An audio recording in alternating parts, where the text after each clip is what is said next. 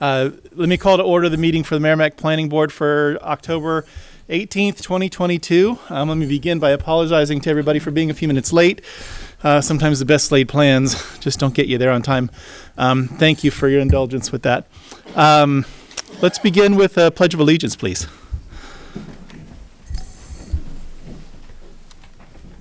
I pledge allegiance to the flag of the United States of America and to the republic for which it stands, one nation, under God, indivisible, with liberty and justice for all. Okay. Thank you all. Let's see. Let's do our usual reminders to remind everybody that will address the board tonight to make sure the microphone's turned on. You speak clearly into it so the folks at home can hear you. And as well, the meeting is recorded and our minutes are prepared from that recording. And so our minute takers certainly will appreciate that. Also, please make sure you clearly identify yourself for the record. The next planning board meeting after tonight's currently scheduled for November 1st, 2022 at 6:30 p.m. in the Matthew Thornton room, which is this room. Let's see. Do we have alternates that we need to appoint into voting positions? We have 3 alternates and 3 missing regulars. So okay, all alternates are all in for the missing regulars. How about that? I can work with that. Okay, thank you for that. So everybody here tonight is a voting member, and that completes the usual call to order. Tim, do you have a planning and zoning administrator's report for us? Just a brief update that we got 5 applications for the vacant assistant planner position. We'll be interviewing a couple of candidates.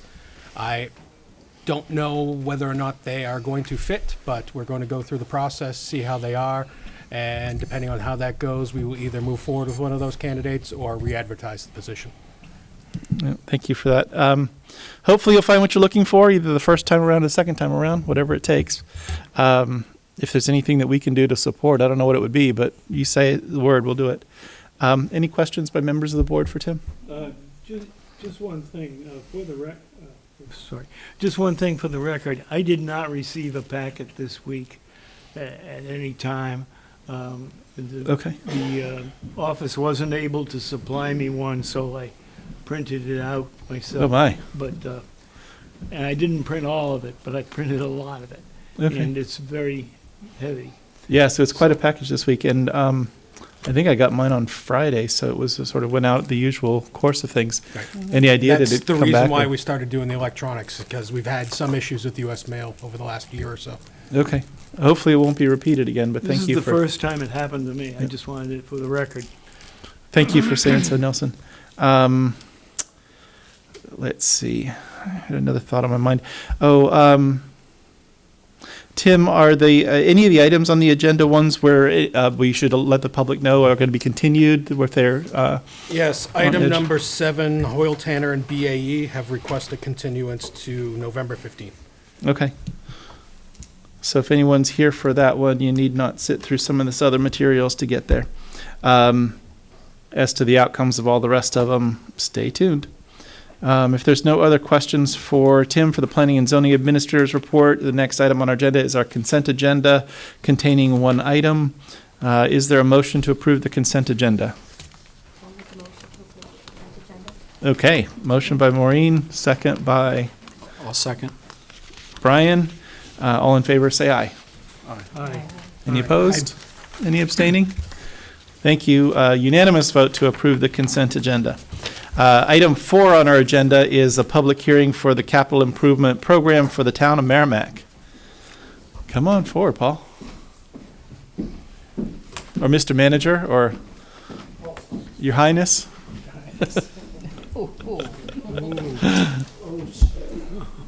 Why not? Thank you, Chairman Best, members. Good evening. My name is Paul McCallie. I am the town manager for the town of Merrimac. Beside me is our DPW director, Kyle Fox. We're here to present the capital improvement program. The reason why Kyle's here is because, as you can see, most of the items tonight we'll go over is with his department. So any questions I can't answer, he definitely can. A brief overview for people at home is that The capital improvement plan is governed by the Charter Article 8-9 and RSA 674-7, which requires municipal departments, school boards, library, and the water district to submit statements of proposed capital expenditures to the planning board. It's everything over $100,000. In years past, the only projects that we bring to the planning board are those that deal with construction within town. I'm sure you don't want to talk about dump trucks and backhoes and loaders, so a couple of years ago, before I even got here, they made that determination that it would just be for building projects. So I know this is very small for the people at home, and I apologize, but this is our capital improvement plan this year that we're presenting, and these are all our major projects throughout the community. I know that you have a packed agenda. I can do this one or two ways. I can go over through every one of these items, or three ways actually. I can just go over the ones for fiscal year 2023 and 24 and 24 and 25 in the next 2 years, or I can just go over the new items that we've put into the CIP. I see a lot of new faces around the planning board. Most of these projects have been on the CIP for a number of years, and they're just making their way down to the current fiscal year for operations. The pleasure of the board. Let me, we'll certainly find out what the will of the board is. My suggestion would be to do a bit of a hybrid where we go through the 23, 24 in some detail, and then just in the briefest way touch on some of those ones that are off into the future where we're going to future years. And the only other comment I would add to that is for board members that are seeing this for the first time, it's a little deceptive to see that first column is the current year, 22, 23. Those are things that are already approved and in process and don't really require any vote from us. And so we can ask questions about any of those things and what's the progress and how did those get approved. But you don't have to worry about trying to decide whether any of those things are urgent or necessary. Also, for the benefit of board members, in your packet, in the memo from the, let's see, this is from Tim.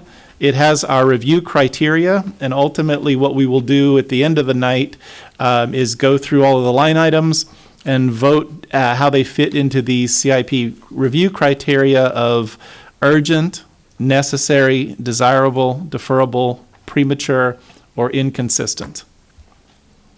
And so once they're done, we take a look at it and try and decide what our view of that is. Our view is packaged together in a report back to the town council, and they can take that under advisement in any way they choose. We'll also do that with the Merrimac Village District tonight and ultimately eventually with the school board.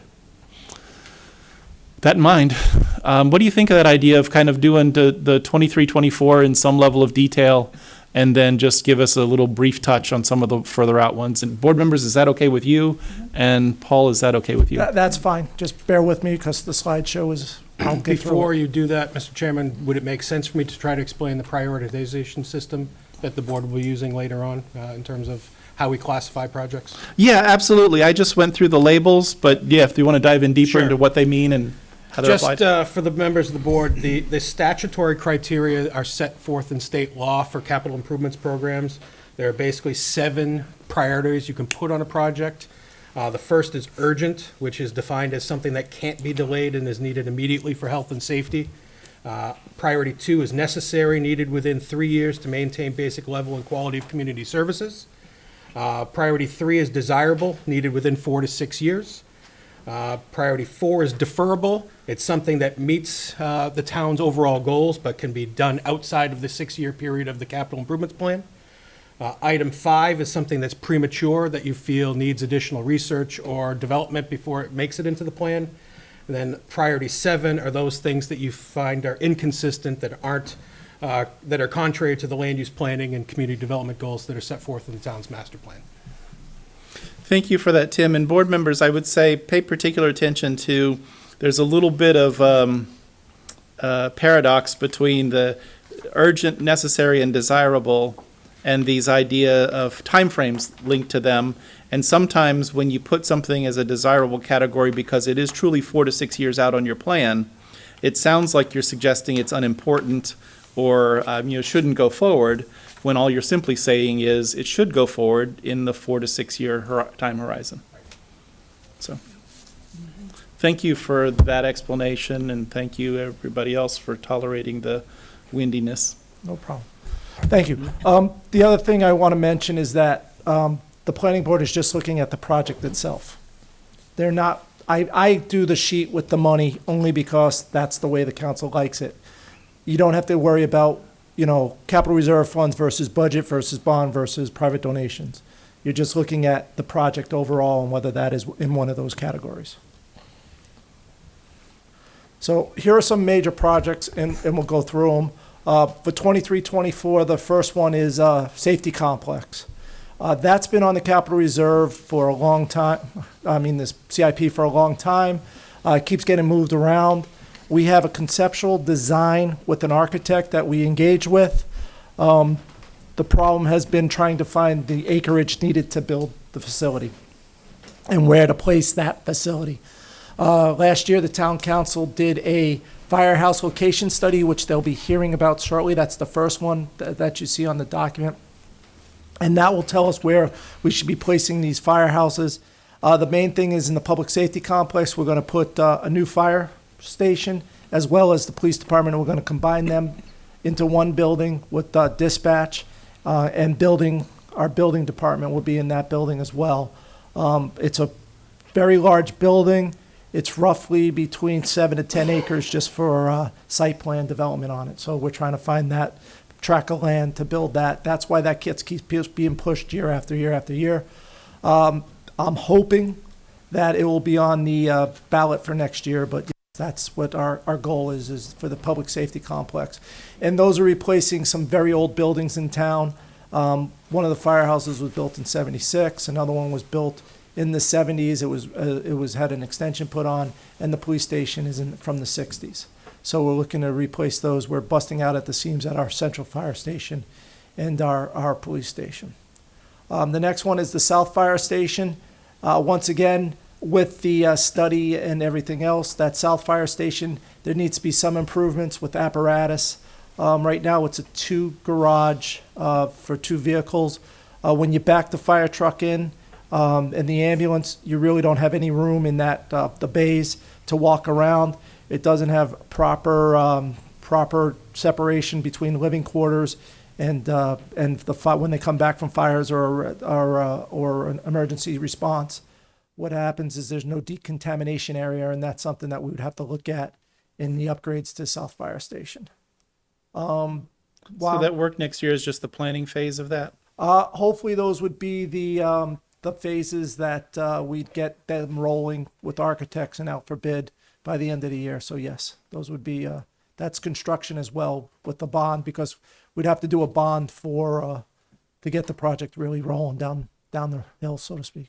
Okay, Nelson, you look like you're reaching for a question. I wondered if it's okay to ask questions because Yeah, I think I know we want to get through this, but yeah, it definitely is. I think at least with the first public safety complex, to the extent people are curious about suggested sites or locations, I think they have to be tight-lipped about that, because if we don't own it yet and we're going to go out in the market and try and buy it, a public discussion is disadvantageous. But other than that kind of question, let's ask your questions as they come up rather than waiting till the end. okay, thank you. The question came up about the fire station, and I gather it's sort of answered by the second question. You're planning to keep the South Fire Station or a form of it, and then have this complex, or is this Yes. complex going to incorporate? No, we're gonna at least have 2 fire stations in this town, at least 2. Yeah. Could be more, depending on what the firehouse location study says. But there is no plans to close the South Fire Station Okay. at this thank time. There will be, well, let me rephrase that. There will be a station located in the south end of town. It might not be on the same footprint it is now, but there's no plans, the council has no plans of closing that station at this time. Thank you. Let me pause you for a second, since one of our full-time members returned and we've got all of our alternates appointed. Board members, how do you want, Paul, do you want to be in voting on this, or do you want to let the alternates keep in on the? If they want to keep it, keep it. Yeah, okay, so let's do that. We'll continue, at least for the town CIP, with the alternates all in voting. thank you with that. Okay. I have a quick question. Yes, please. What would be the benefit of having one complex instead of smaller complexes, especially for fire throughout the town? A central location for the fire station located centrally, you have a lot more apparatus that you would be able to man out of one station. If you have smaller stations throughout town, your apparatus might be 25 minutes away. For instance, you might have to keep a ladder truck in the south end of town because you have something in the north end of town with a smaller station. So that's one bigger station would have most of your gear, your rescues, your ladder trucks, a couple of ambulances, things of that sort. With the bigger end, you would have the personnel there to respond versus having it sporadically out throughout town with smaller stations. Okay, I'm just asking because I'm seeing a lot of towns building these big complexes, and we grew up with a fire station in kind of different parts of the town. So Yeah. I understand bringing the fire and I understand that everybody's busting out and bringing the fire, maybe police together, but maybe not just such a big complex. So that's all. I was just questioning that. Thank you. No problem. See, Okay. The next one is a new item, and that is our MS4 permitting, retro for some drainage.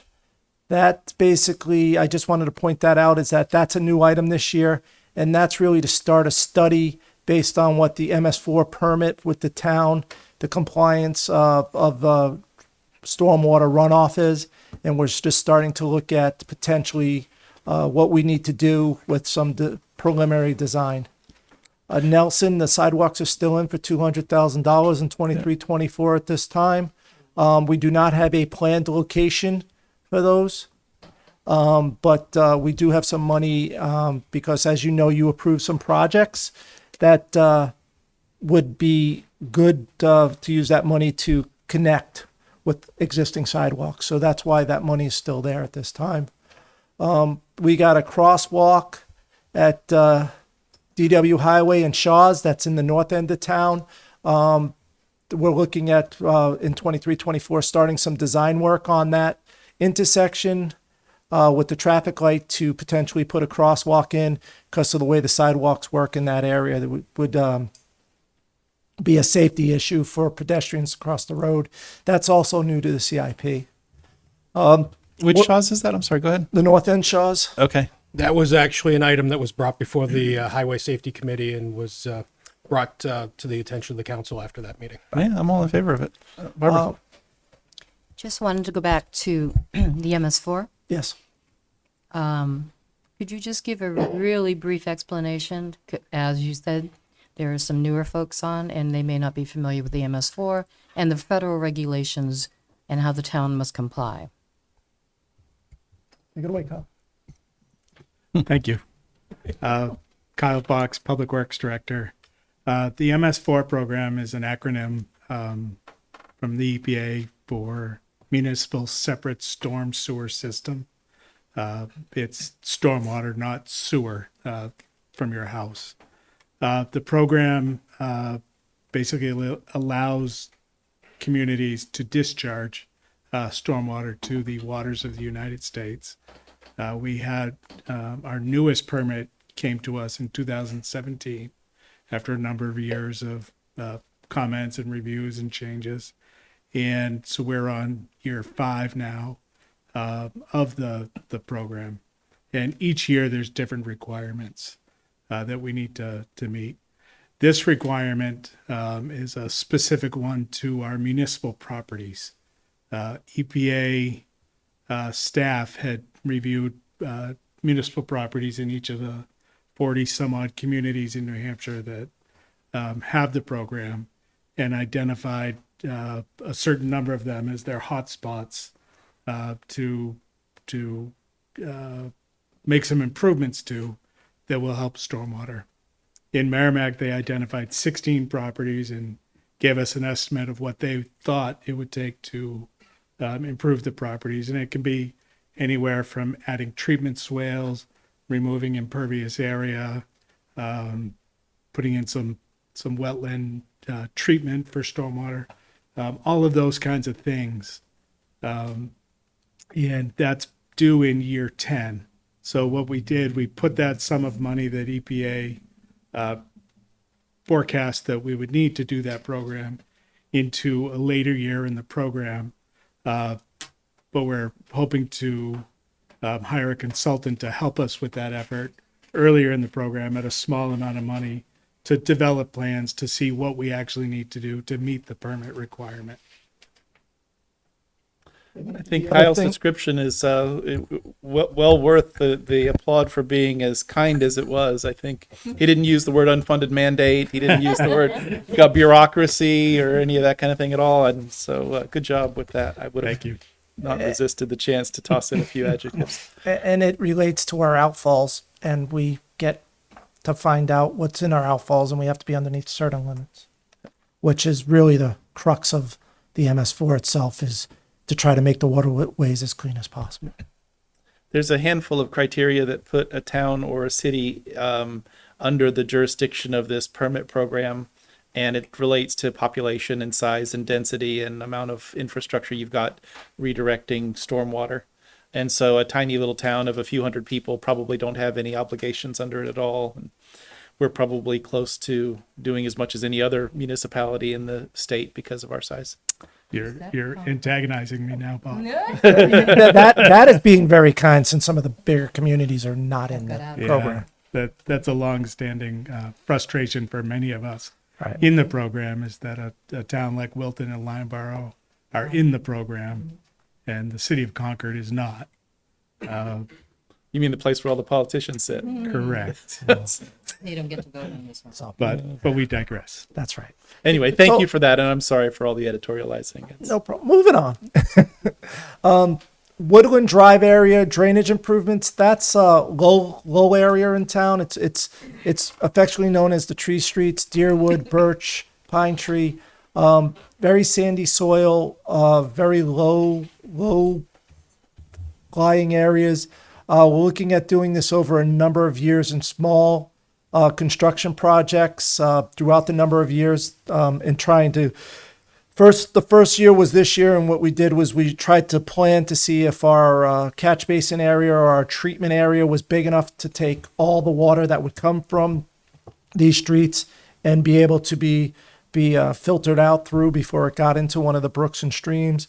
We're in the process of doing that. Next year, we're looking at potentially starting some construction in that area and bringing some drainage improvements to that area.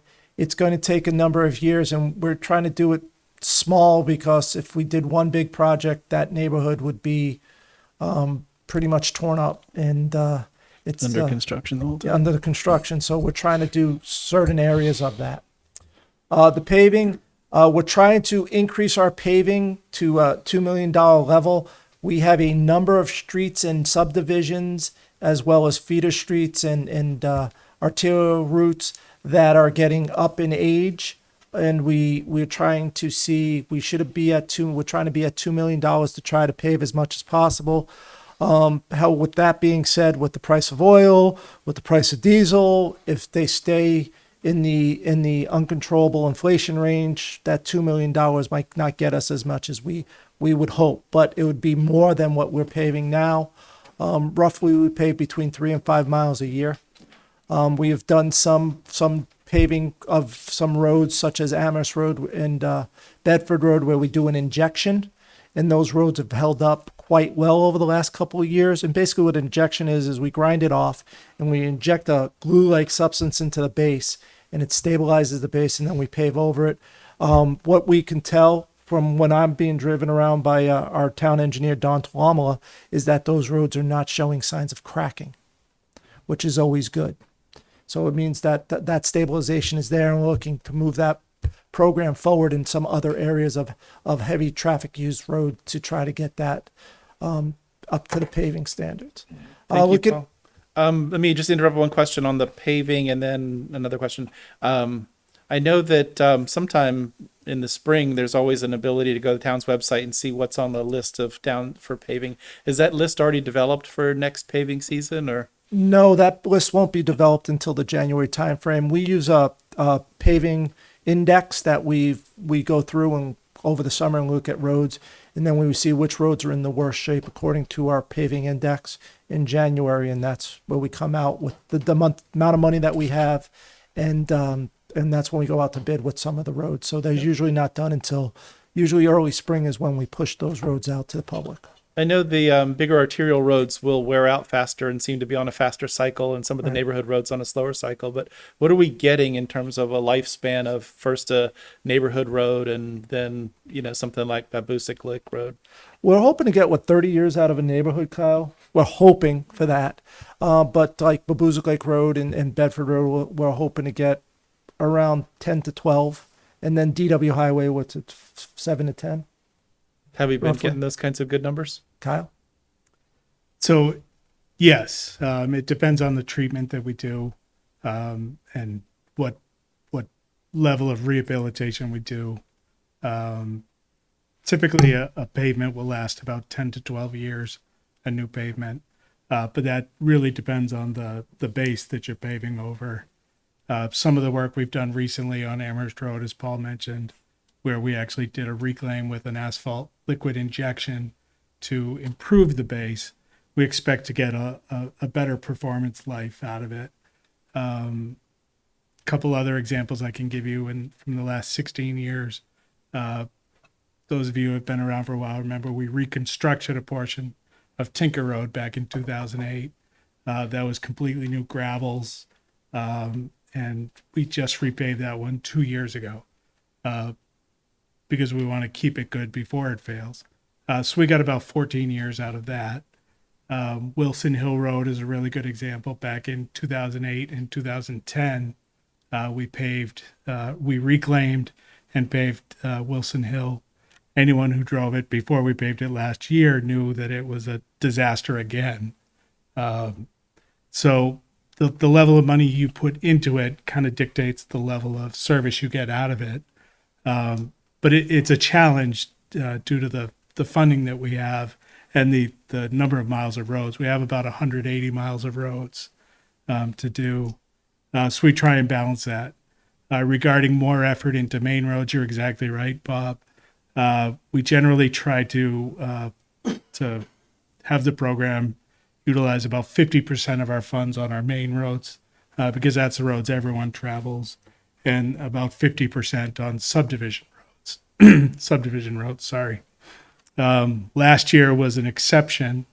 We had the previous 2 to 3 winters were exceptionally bad for freeze-thaw cycles. And this spring, anyone who drove our roads knew how atrocious many of our main roads were. And we were forced to reevaluate our program. And that kind of comes into your question about when do we develop the program. We had to kind of put aside what we had hoped to do this summer and really focus most of the money on main roads this year, just because they were just torn up from the freeze-thaw cycles. I already know the answer because we ask it every year, but just so everybody that might be listening for the first time hears it, contractors don't stand behind their work or give any warranty or any of that kind of thing on. They don't, but we inspect their work. Everything is done to Department of Transportation specification, from mix design to placement, rolling. So we have pretty good inspection on the work that they give us, and the performance is high for the contractors we get. Because of the amount of money we spend, we get the top tier contractors bid on our work. Okay. You consistently end up with the same 1 or 2 or 3 contractors? It can vary. Over the last 16 years, we've had 3 different contractors, which are really the big 3 in the region. Okay. Thank you. The only other thing that I wanted to touch on, Paul, before you continue down your list was item 6 on the list, the stormwater drainage improvements, part of that MS4 description that you gave, or otherwise, I don't know if you talked about item 6 on the list. That's okay. Yeah, no, I did not. Sorry. That is basically stormwater drainage improvements that we have that we're planning on doing to help out with the MS4. But those are, for instance, Nautical Road. If anybody who traveled Nautical Road over the summer, they knew there was some steel plates in the road because some of our drainage pipes failed. That's where that money would come from. Those are for like emergency repairs and others minor projects when we're doing a road reconstruction or road paving that we might look into and spend for stormwater drainage to fix, catch basins to fix, manholes, things of that sort. So that's what that piping, that would that be that $325,000. There's no exact program or project associated with it. We do have a storm or drainage master plan that we go by, and we look at that, and that's how we determine where our drainage money will be spent as well when we're looking at this in conjunction with when we're looking at paving of roads. We'll do that in conjunction and use some of that money. So I think back, was it Peasley or in that area, we did a paving project a couple of years ago, and we used this account, the stormwater drainage, to improve some of the, adding a catch basin on the downslope of a couple of hills, because we had some infiltration of water going to people's yards, things of that sort. So that's what that's for. And that's in every year of the program, correct? Yes, and that's we try to run that out every year of the program. We try to increase it. It was 200, then it went to 275, and now we're trying to get it up to 325 because cost of materials for some reason are not going down. So we're just trying to keep ahead of the curve a little bit. Have we on these all of these budget items? Are we consistently spending what we budget, or are we having any unused funds at the end of the year? We're spending that plus some, if we can. Okay. If the project is needed and we're going to move ahead with it, we're looking at spending it, and then we go to the council and ask them for the money once we get a bid. And sometimes the bids are under. If they're under, that's good because it's in a capital reserve fund, so the money sits there forever. If it's over, we try to make up the difference. Okay. Thank you for that.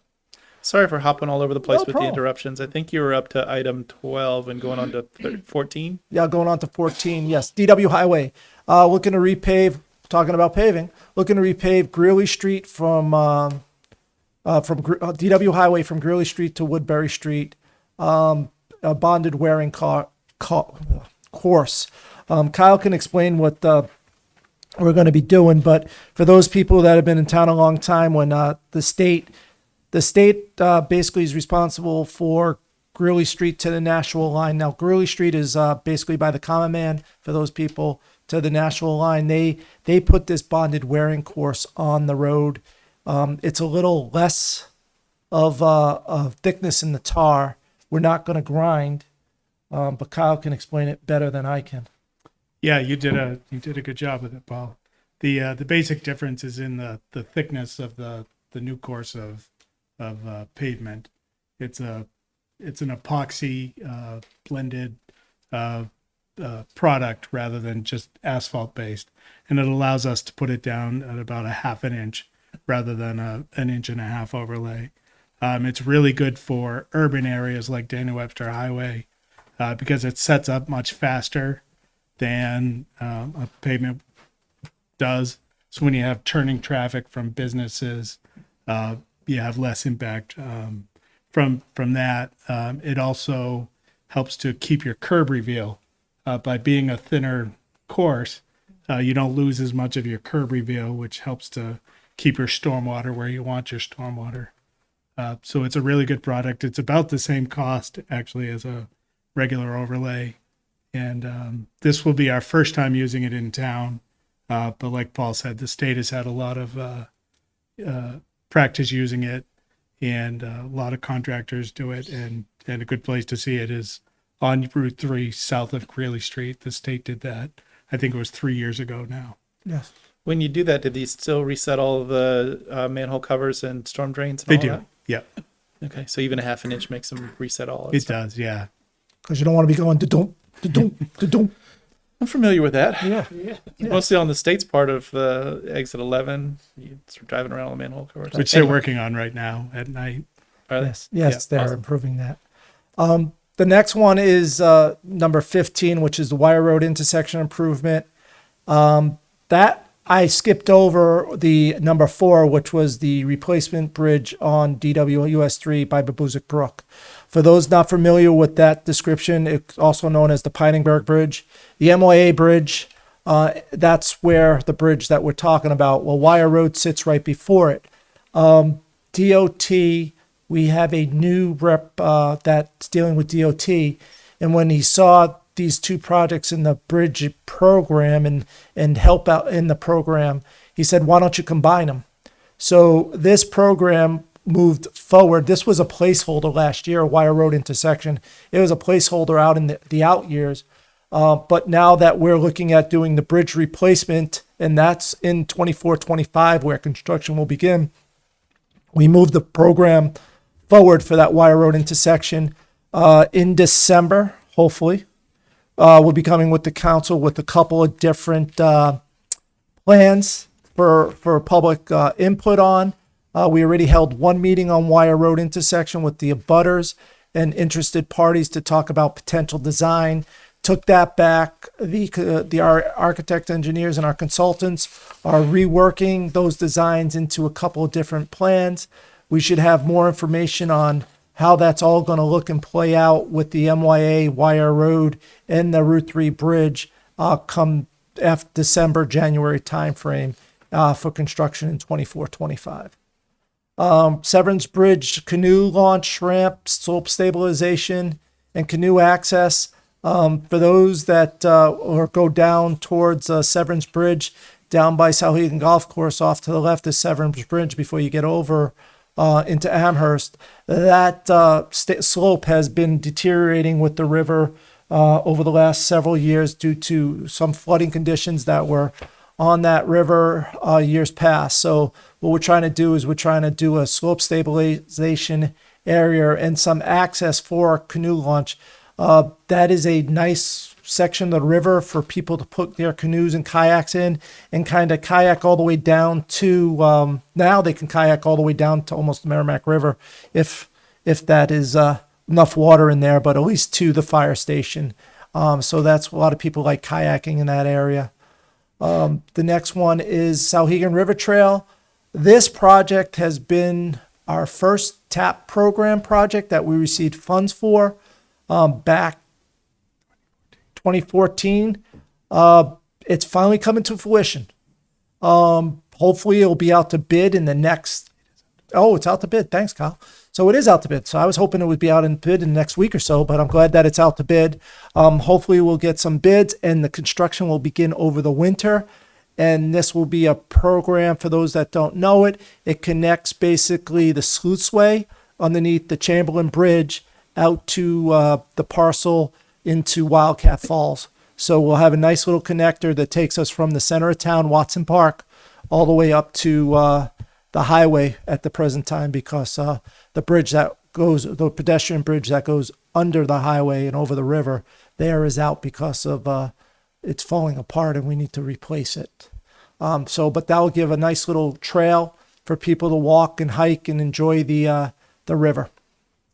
We're looking at some DW highway improvements. Once again, this is another TAP program.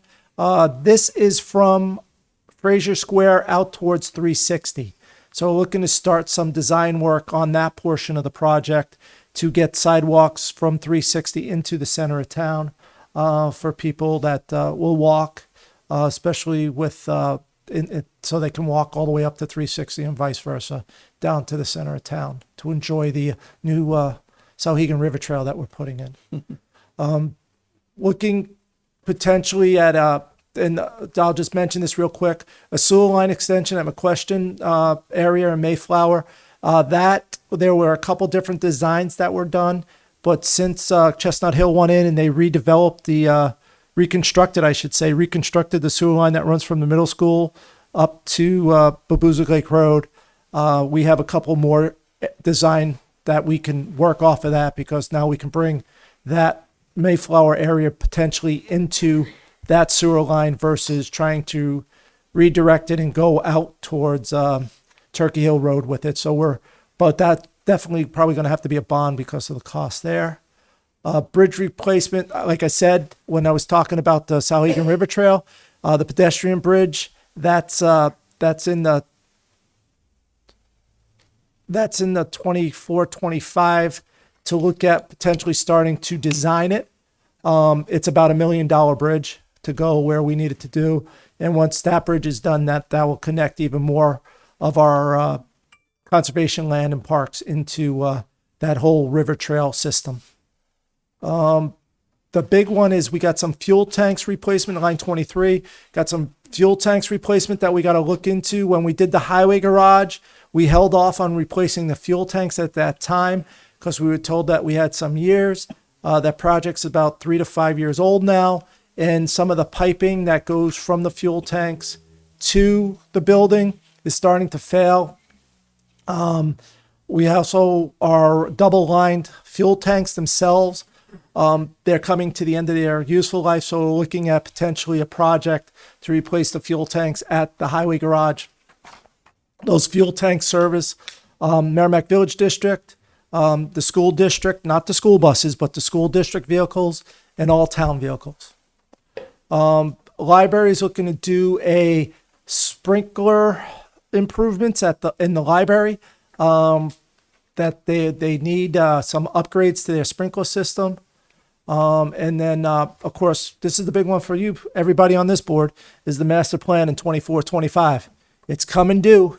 Last one was done in 13 to 15 timeframe, 2013 to 2015. So it's coming due for another 10-year master plan. And then, as everybody knows, our athletic fields, we are at a kind of a shortage for some athletic fields. So looking at placing a holder in 24-25 for some athletic fields. I believe that touches on all the new and And the ones for the coming year. yeah, we do have some others. And because we have wastewater, I'll just go over those real quick for you. Barbara, did you have a question on one of the ones that was just discussed? Yeah, before we leave highway and drainage too far. Okay. I believe the work on the Everett Turnpike has been delayed until 2026, Yes. give or take. Isn't there some drainage work that we may have to replace with that project? Yes, that is actually on this. That is the underneath the road, which we had in 2000. We moved it out to 2026. There's our sewer pipe runs in a culvert underneath the Everett Turnpike down by Colesman.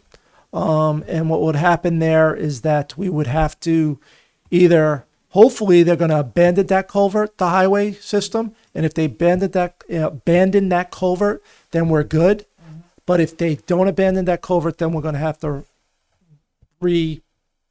relocate our sewer line that comes across the Everett Turnpike. So that's it's in the wastewater fund. And the reason why this is broken up between what you saw earlier and wastewater is an enterprise fund. I know for your purposes it doesn't matter, but for my purposes in funding it matters because wastewater is user fee versus tax base. And that's the first one underneath wastewater is the relocation of the sewer line, and that's in 24-25. It'll probably, now that if that's been delayed, it will be pushed out to 25-26. And then, Nelson had a question, I think. This is back on the highway. okay, go ahead. There was one piece of highway infrastructure that I know needs to get thought about anyway, and that's the Church Street cutoff or Yes. abandonment of Church Street. And is that covered anywhere in your planning, or is that? Sorry, Nelson, no mean to cut you off. That is covered underneath the Wire Road intersection. That will be discussed is. because the Okay. plan takes it from Babuzik Lake Road past Wire Road to the bridge. So we're looking at that stretch of road Okay, in good. totality. Thank you. Excellent. On the issue of Wire Road, I was going to wait till later, but now that Nelson mentioned it and you brought up Wire Road, I know that there's a couple of different choices for the way that improvement may take place. And I think I've heard discussion that doing a traffic circle just takes up too much space and isn't going to really work there with the amount of land that we have. And so I guess the other choices are to reconfigure the intersection so that Wire meets Babuzik Lake Road on more of a 90-degree angle or something close to it. And then the next question is stop sign versus traffic light. And that is the part that I wanted to comment on. To the extent there's any discretion to be considered there, I think a traffic light there would be disastrous for traffic through the middle of town. I think it would really tie things up, and there may be reasons why it ultimately is necessary in spite of what Bob thinks, but to the extent we can express any voice to that, my opinion is I would not want to see a traffic light put there. My 2 cents. So- Other board members can offer their own view of that. Kyle's going to explain that. What I would say is that when we do hold the public meeting, we'll more than welcome. We'll invite the board to come so they can hear that presentation as well, and then we can comment on it at that time as well. But Kyle will explain what's going on with that study. Understood. So I guess I'll step back. We held a local concerns meeting last month to kick off the project.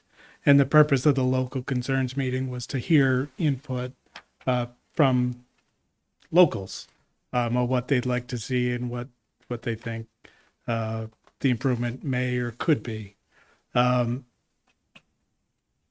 the meeting, we did put the video of the local concerns meeting on our website, and there's an opportunity to comment still.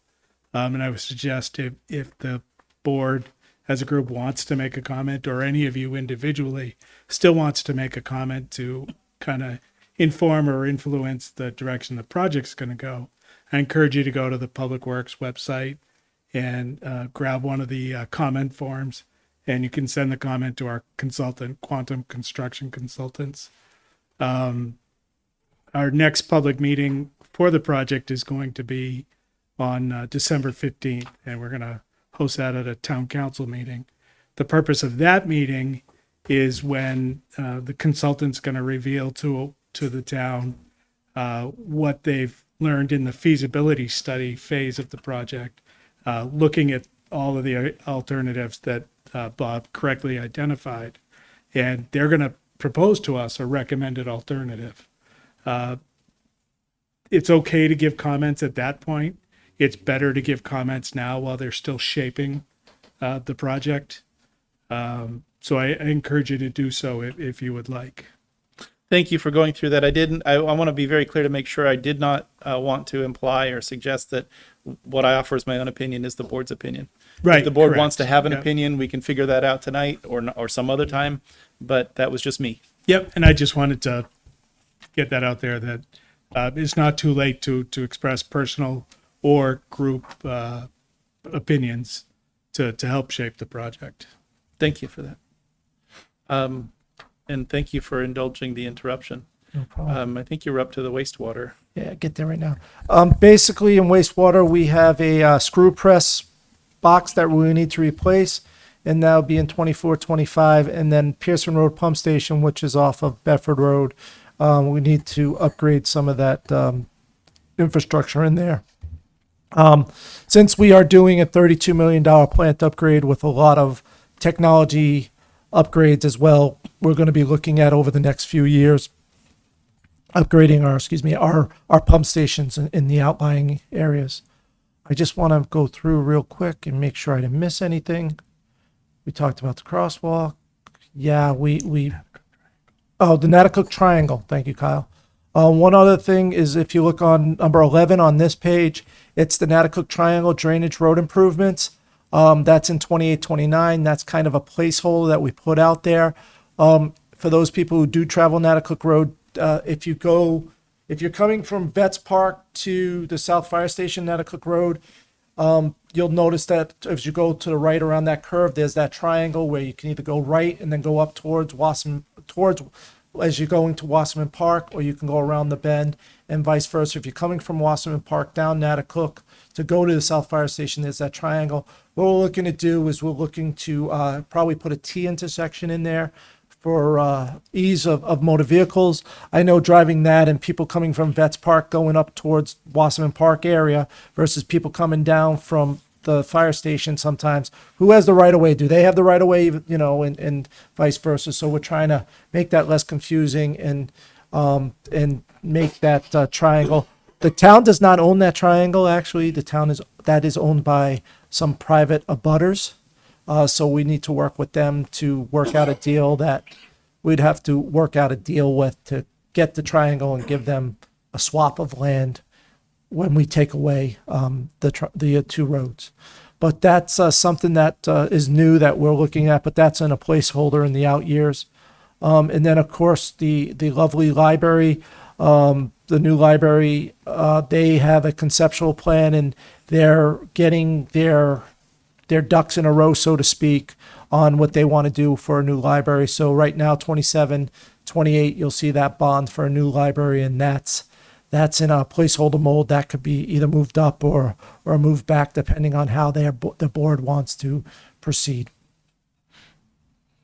I know that it's just a placeholder for the library, which means that whatever information is available is pretty loose and tentative. The number is substantially lower than what we've seen in the past, and obviously you would think that things got more expensive over the years. And so has their sort of broad vision changed that much? They have worked with a consultant, and at the time they're looking at, around the $6 million when he costed it out for $6 million library. It all depends on where it goes and what areas there are.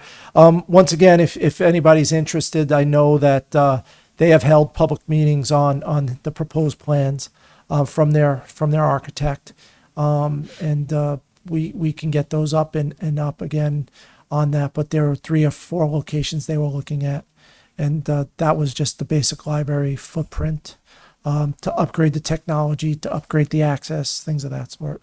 And Okay. it might be in the same location, it might not be. It might be moving. But once again, you are correct. That's a placeholder. We won't know how much it's going to cost until we put real pencil to paper on that. Okay. So don't put any necessarily weight into the idea of being Only lower 6 or higher million, or yeah. otherwise. Yeah, Just a placeholder. just a placeholder. All right. Other questions by members of the board? I think, is that complete all of the CIP presentation? I believe that does it. I'm sorry I was a little long-winded for you. I know you got a long agenda. I try to get through it as quick as possible, but It's like I important said, there's a information, though. lot of stuff out there for our capital improvement Yeah. plan. I don't want to rush through it, especially I think that your total for this year is $24 million or something, and Yeah, that's a big year. yes, it is. That's a big spend. So it's worthwhile to consider and discuss those things. Board members, do you have any questions of what the town's presented? Maureen? And I don't know if we were going to go over it, but the gravel roads and the paving of the gravel roads. We could. My question is, why do we have gravel roads? To begin with, I don't know. Yeah, That's a great question. A lot of them have been here for a long time, probably from the 60s or before, and they were just never paved for one reason or another, and they stayed gravel. It all depends where they are. A lot of them were, some of the gravel roads that I'm thinking of right now were camps, and they were summer homes. So it was summer homes, but as the town grew up, people started to move into them full time and living there, but they stayed gravel. So that's why we're looking at paving some of the gravel roads throughout town. There are some gravel roads that really don't get a lot of traffic, that have 2 or 3 homes on them. There are other gravel roads that get a ton of traffic because they have 40 or 50 homes. So why do we have gravel roads? We inherited them. I hate to say that way, but that's what we're trying to do. Is we're trying to look at slowly changing all the gravel roads. It costs us a lot of money to maintain a gravel road in the spring, because we can go out one day, put our grader on it, it looks perfect. We get a rainstorm and we have potholes again, or during the mud season. So we're looking to get rid of some of the gravel roads as well. But there's only one, I think, that is really a main gravel road, and that's the cutover from Nautical to Continental. Everything else is a neighbor. What? Greens Pond Road. Yes. I think that's the only main gravel road we have. I think we have a lot of neighborhood gravel roads. Yeah. And far fewer than a lot of the towns around New Hampshire. I certainly find myself on some long stretches of gravel roads that I drive around. I think, I don't know whether this has actually occurred on any of our gravel roads. I've seen it in other places where some of the people that live on them are asking that they not be paved because it slows the traffic down and it makes people not cut through their area as often and that sort of thing, or at least they perceive that to be the case. But whether that's happened on any of ours or not, I have no idea. Kyle would be the one to answer that We don't question. get a lot of requests to keep them gravel. We do get a lot of requests to pave them. The dust nuisance, the difficulty traveling them in freeze thaw cycles, and particularly the last few winters, with all the quote unquote mud seasons that we now have. Rather than one, we have multiple. And just, the maintenance of a gravel road is a challenge. And I think most people don't enjoy living on a gravel road. And we do get a lot of requests to pave the roads, particularly the roads up by Babusick Lake. And I'll just put my plug in since I have you all here. November 17th, we're going to be presenting the conclusion of a study that was funded through a DES grant on a stormwater planning study for those roads. And one of the recommendations is going to be to pave those roads.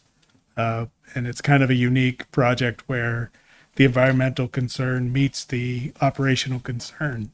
By paving the road, we actually protect the lake, believe it or not. So anyone who cares to see that presentation, come and join us at the council meeting on November 17th. Or watch live on Merrimac TV. In this very room. Yes, sir. Thank you for that. So just one more question. Of course, Just you don't have to limit it to one. You can have as many as you want. So my assumption would be that any new construction would never have a gravel road, Correct. We right? do not allow it in our regulations. That's basically up to you on new construction, whether or Okay. not you want a gravel road or not. Just- Yeah. Okay. A Thank public road would not be a gravel road. Right. Okay. Thank you. Yeah. Even on projects where the initial proposal is that it's going to be a supposed private road, we still push them to build it to town standards just because the question's coming. If it's not 5 years from now, and it'll be 10 years from now, somebody will decide it's better to have somebody else plow this road. So that's been our practice for a long time. My question for you, Mr. Chairman, and for the members of the board is, do you want to go through the prioritization now, or would you rather hold off on that until we get to the other items later in the meeting? Thank you, Tim, for that. Board members, especially newer ones, our practice has been to go through and rank them in this way we've described earlier, but we've often decided to do that at the end of our night so that we can get on with the agenda and not make other folks sit and listen to us go through that. Obviously, they can if they want to and stay or watch on TV or whatever they want. That's what I would propose. Is that okay with the board, or do you want to rank these things now? Do them at the end of the night? Okay. It sounds good to me. Before we let our town council, town government representatives leave, there are occasionally narrative suggestions or comments that we make related to our rankings of things. And if there are any of those, if anybody has any in mind, like the Wire Road thing, or typically we've talked about sidewalks and encourage more sidewalks, and maybe it's better to have that discussion now while they're here for the benefit of it. If there are any additional comments we would like to make and attach to our rating system. Nelson, you have? Well, I you would propose that we vigorously support the construction of more sidewalk in town. We've got this master plan that was done. Right now, we have no budgeted funding going forward other than the Sauhegan River Trail.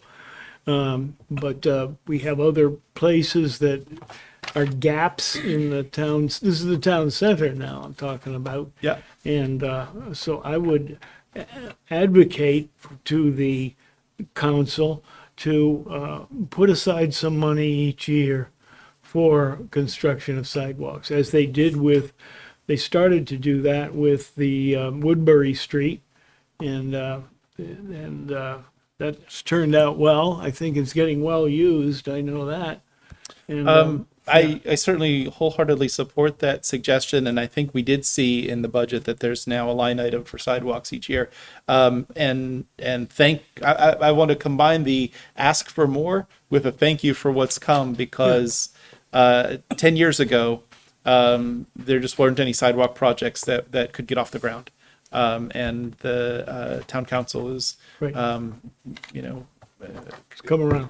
come to the view of, Yeah. of supporting them more than they had before, and that's a good thing. So is that the will of consensus of the board that we want to attach a statement like that talking about sidewalks?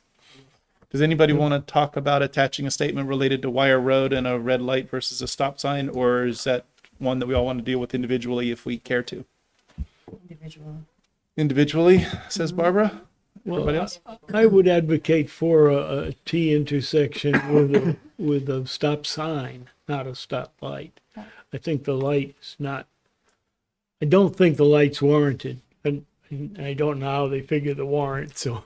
But, I think I'd like to see what the design is before we. so Actually, it does meet fine. the traffic signal warrant. Pardon? It does meet the traffic signal warrant. Oh, it does, yeah. That doesn't mean it has to be a traffic signal. Yeah. But it does meet the warrant. Okay. Well, I still think it's not a good place for one. Yeah, and And you can change to it later, you know, if you build it as a stop sign and it's just not working, then you can add a light to that in that T intersection. yeah,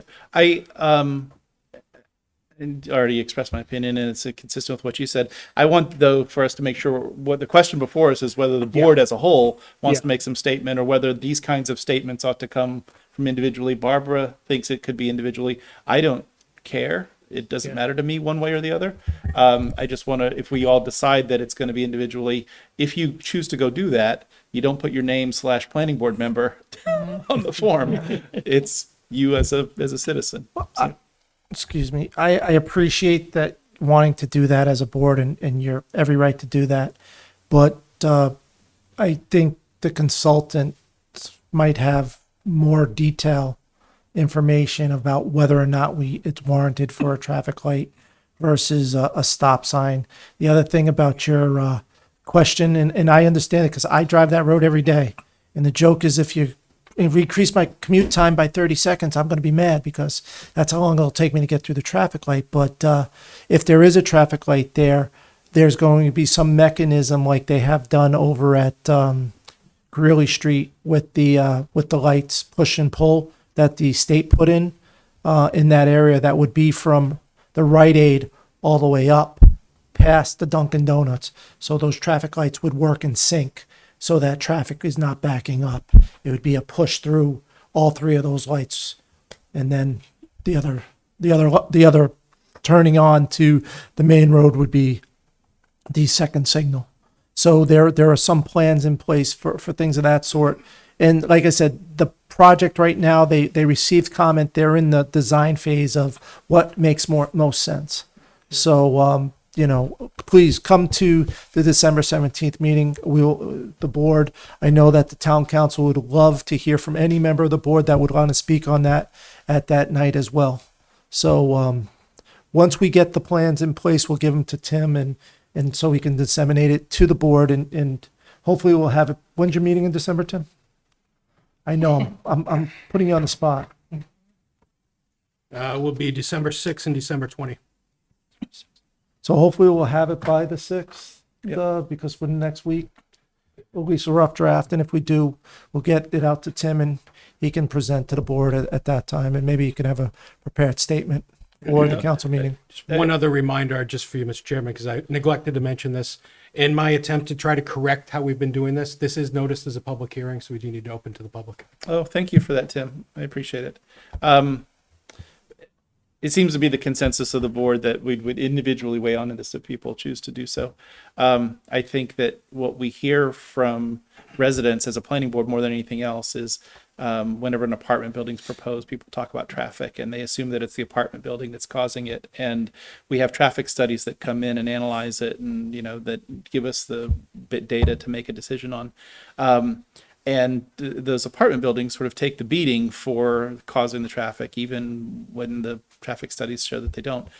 But the one thing that we know does cause traffic without a doubt every single time, even when it's the best technology, is a traffic light. It's the one thing that we know of all of the things that we're doing is going to stop cars is a red light. So anyway, enough. If there's no other comments by members of the board, let's do the public hearing. Yeah, please. You can have as many as you want. So many questions. And I'm not sure how, if this is even the appropriate place to talk about this, but so two things regarding the walk over to Wildcat, that connection over there, and then the Sahegan where the canoe lift is.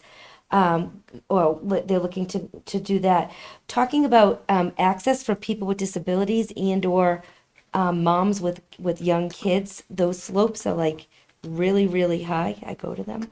And just, I think when we talk about walking around and a family coming over, going up to Wildcat, and the connection up into those falls is a really, really steep. Same with the Sohegan River. So I just wondered if that was taken into any consideration in regards to access.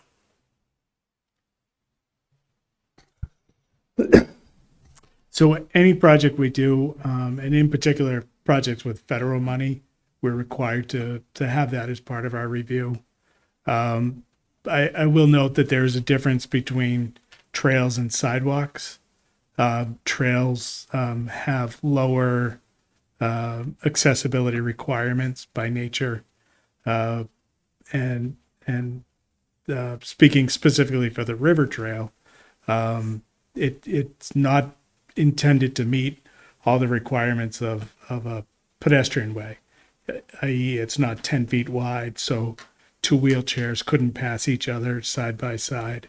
It's a 5 foot, it's basically going to be a stone dust path, and it's going to cross by the fire station over an elevated boardwalk that's going to have about a 6 foot width. So certainly it's an improvement over the accessibility that exists today, but it's not going to be sidewalk ADA compliant or building ADA compliant, because there's different categories. I think the part that I'm looking at is the connection to the actual like Wildcat trails up there, right near the highway, Right. before the bridge. Yep. I mean, that It is steep. Is very, very steep. I mean, I think a lot of people, not just people with disabilities, would have a hard time. So I just think the access there is, and same with the Sohegan, they're both very, very Yeah. beyond steep. So, Yeah, so for those who don't know where she's talking about, that's the connection from West Chamberlain Road, the end of the cul-de-sac at West Chamberlain. It comes down a pretty steep slope. We actually have a sewer easement there.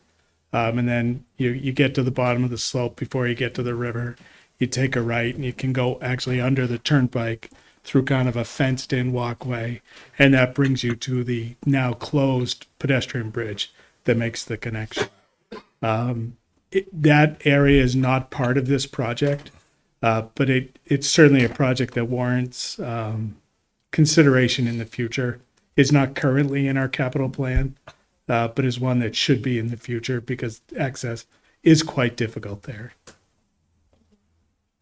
Thank you, Maureen. Thank you, Kyle. Nelson? So Barbara had her hand up, and Yeah, I was going to say, does it matter that a certain area is considered conservation land versus parks as far as the ADA compliance goes? I don't know if there's a difference there. I can't answer that. Nelson? It all depends on construction. Because you can construct the trail in conservation land, and at that time there are certain requirements that you have to follow. So yeah, it doesn't matter. It all relates to the construction. If you're just using conservation, using the trails that are there, case in point, Field Farm, those are just like bicycle trails that are there. If they just continue to use those, they're not constructing any new trails. That's the trail system. If they're going to construct a new bicycle trail in there, then you would have to look at requirements. And where the money came from. Right? Yeah, that's true. Yeah, Always matters. Yeah. It doesn't matter where the money comes from. if it's federal, Federal, then That's yes. where it comes from there, right? That's right. Bob, we were going to, I think, move on from this subject we've been talking about and talk about, I want to go back to the sidewalks. You had initially suggested that the planning board might want to speak through a letter or something to the council favoring sidewalks.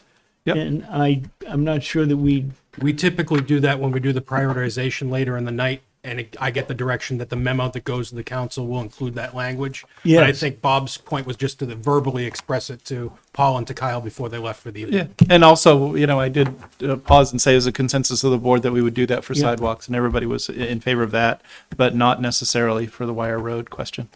Right, So- that's right. And so is that recommendation going to be in the letter that goes to Paul, I guess, or to the council from the planning board? You'll Sure, be yeah. voting specifically on that later on tonight when you do the priorities. Oh, okay, okay. I mean, I thought the Fair enough. consensus of the board was enough for that, but whatever. Yeah. We want to vote on it. I but- just didn't want to get Yeah, it we won't get it lost. forgotten. Okay. Other comments by members of the board? Okay. Since we're noticed for a public hearing, are there any abutters or citizens who wish to weigh in? Going once? I think Going John twice? Manuel, he wanted to talk earlier, but he's. He comes usually for the other projects because his got different direction from his boss to do that. Okay, close the public hearing. And with that in mind, let's close this agenda item. We'll take it up at the end of the night for our ranking and our votes. With that in mind, we are up to the public hearing on the capital improvement program for the Merrimac Village District.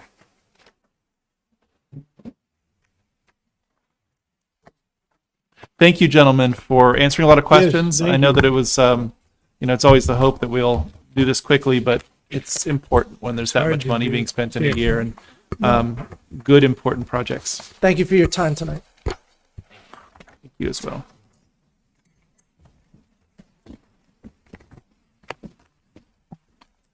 Just as by way of brief introduction, this is basically the same discussion. This time, we're talking about the Merrimac Village District. They are a separate entity of government under the state law in New Hampshire, so they are not included under the town. So they have their own separate public hearing for purposes of the CIP, and the priority rankings the planning board will use for voting later tonight are the same as they would be for the town. Thank you for that. Unless anybody has any questions about what we're about to see, let's have a presentation. Please introduce yourself for the record. I know we see you every year, but it's good to see you, Ron. Good to see you. My name is Ron Miner. I'm the superintendent with the Merrimac Village District, and with me tonight I have Keith Pratt of Underwood Engineers. Thank you, Keith.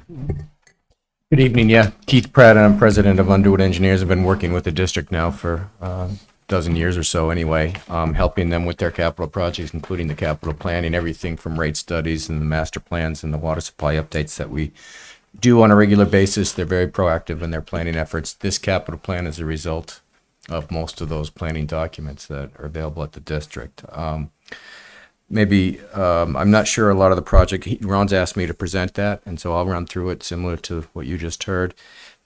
There's probably a new view on this. We did a little better job this time around categorizing projects from supply to treatment to distribution to storage, and then coordination with some of the town projects as well. So that might be a new view on it. Some of the projects should be consistent with you, or consistent with previous ones. I'll run down maybe real quick on what some of the highlights are. Sure. The- Is that your laptop? Do you have the ability to put it on the screen? I No? do not. I apologize for that. No worries. I do have one extra copy with me. No, I have my copy. I just was thinking for the folks at home that might be Yeah. trying to keep up with it, or the folks that are sitting behind you. Okay. We'll do our best. All right. And you're certainly testing the ability of my vision. I see Nelson over here with a magnifying glass. Tim's going to try and help us out with this. So let's see how I'll this give it a goes. minute then maybe. Go ahead and start speaking about it. I don't want to necessarily All delay right. us too much, but let's see how we do. Okay. The first grouping of projects are focused on the supply. Supply is a very important component, obviously. It is something that's always been a search and an effort for the district. There's always been a need to increase the supply. There's three or four projects that are listed here. The first thing I want to note is the asterisk that is on the supply improvements.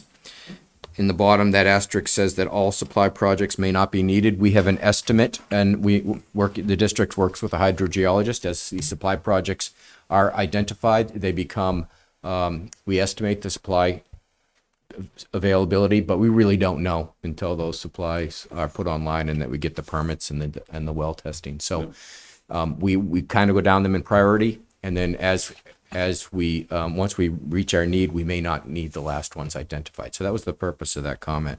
Can I Yep. pause and ask a question there? Yeah. When you talk about determining whether it's needed, is that based on whether the project's sort of a cost benefit analysis or whether overall does the town need that water?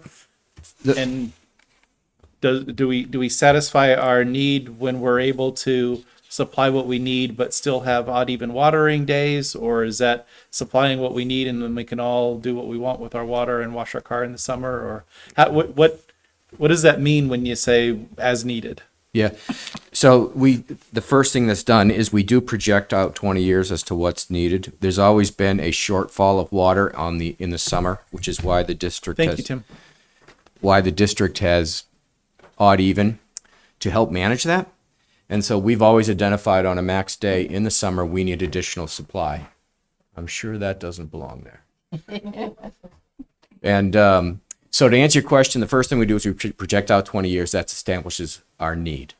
And then what we've done is we've looked at all the supply options that exist to us, and then we do a cost benefit or cost benefit analysis to determine which ones are more cost effective. And we pick away at those projects first. And if you look at the sequence on here, and yep, so that's on the bottom here. So if we look on the projects over here, the first one we have is a wholesale arrangement with Pennachuck.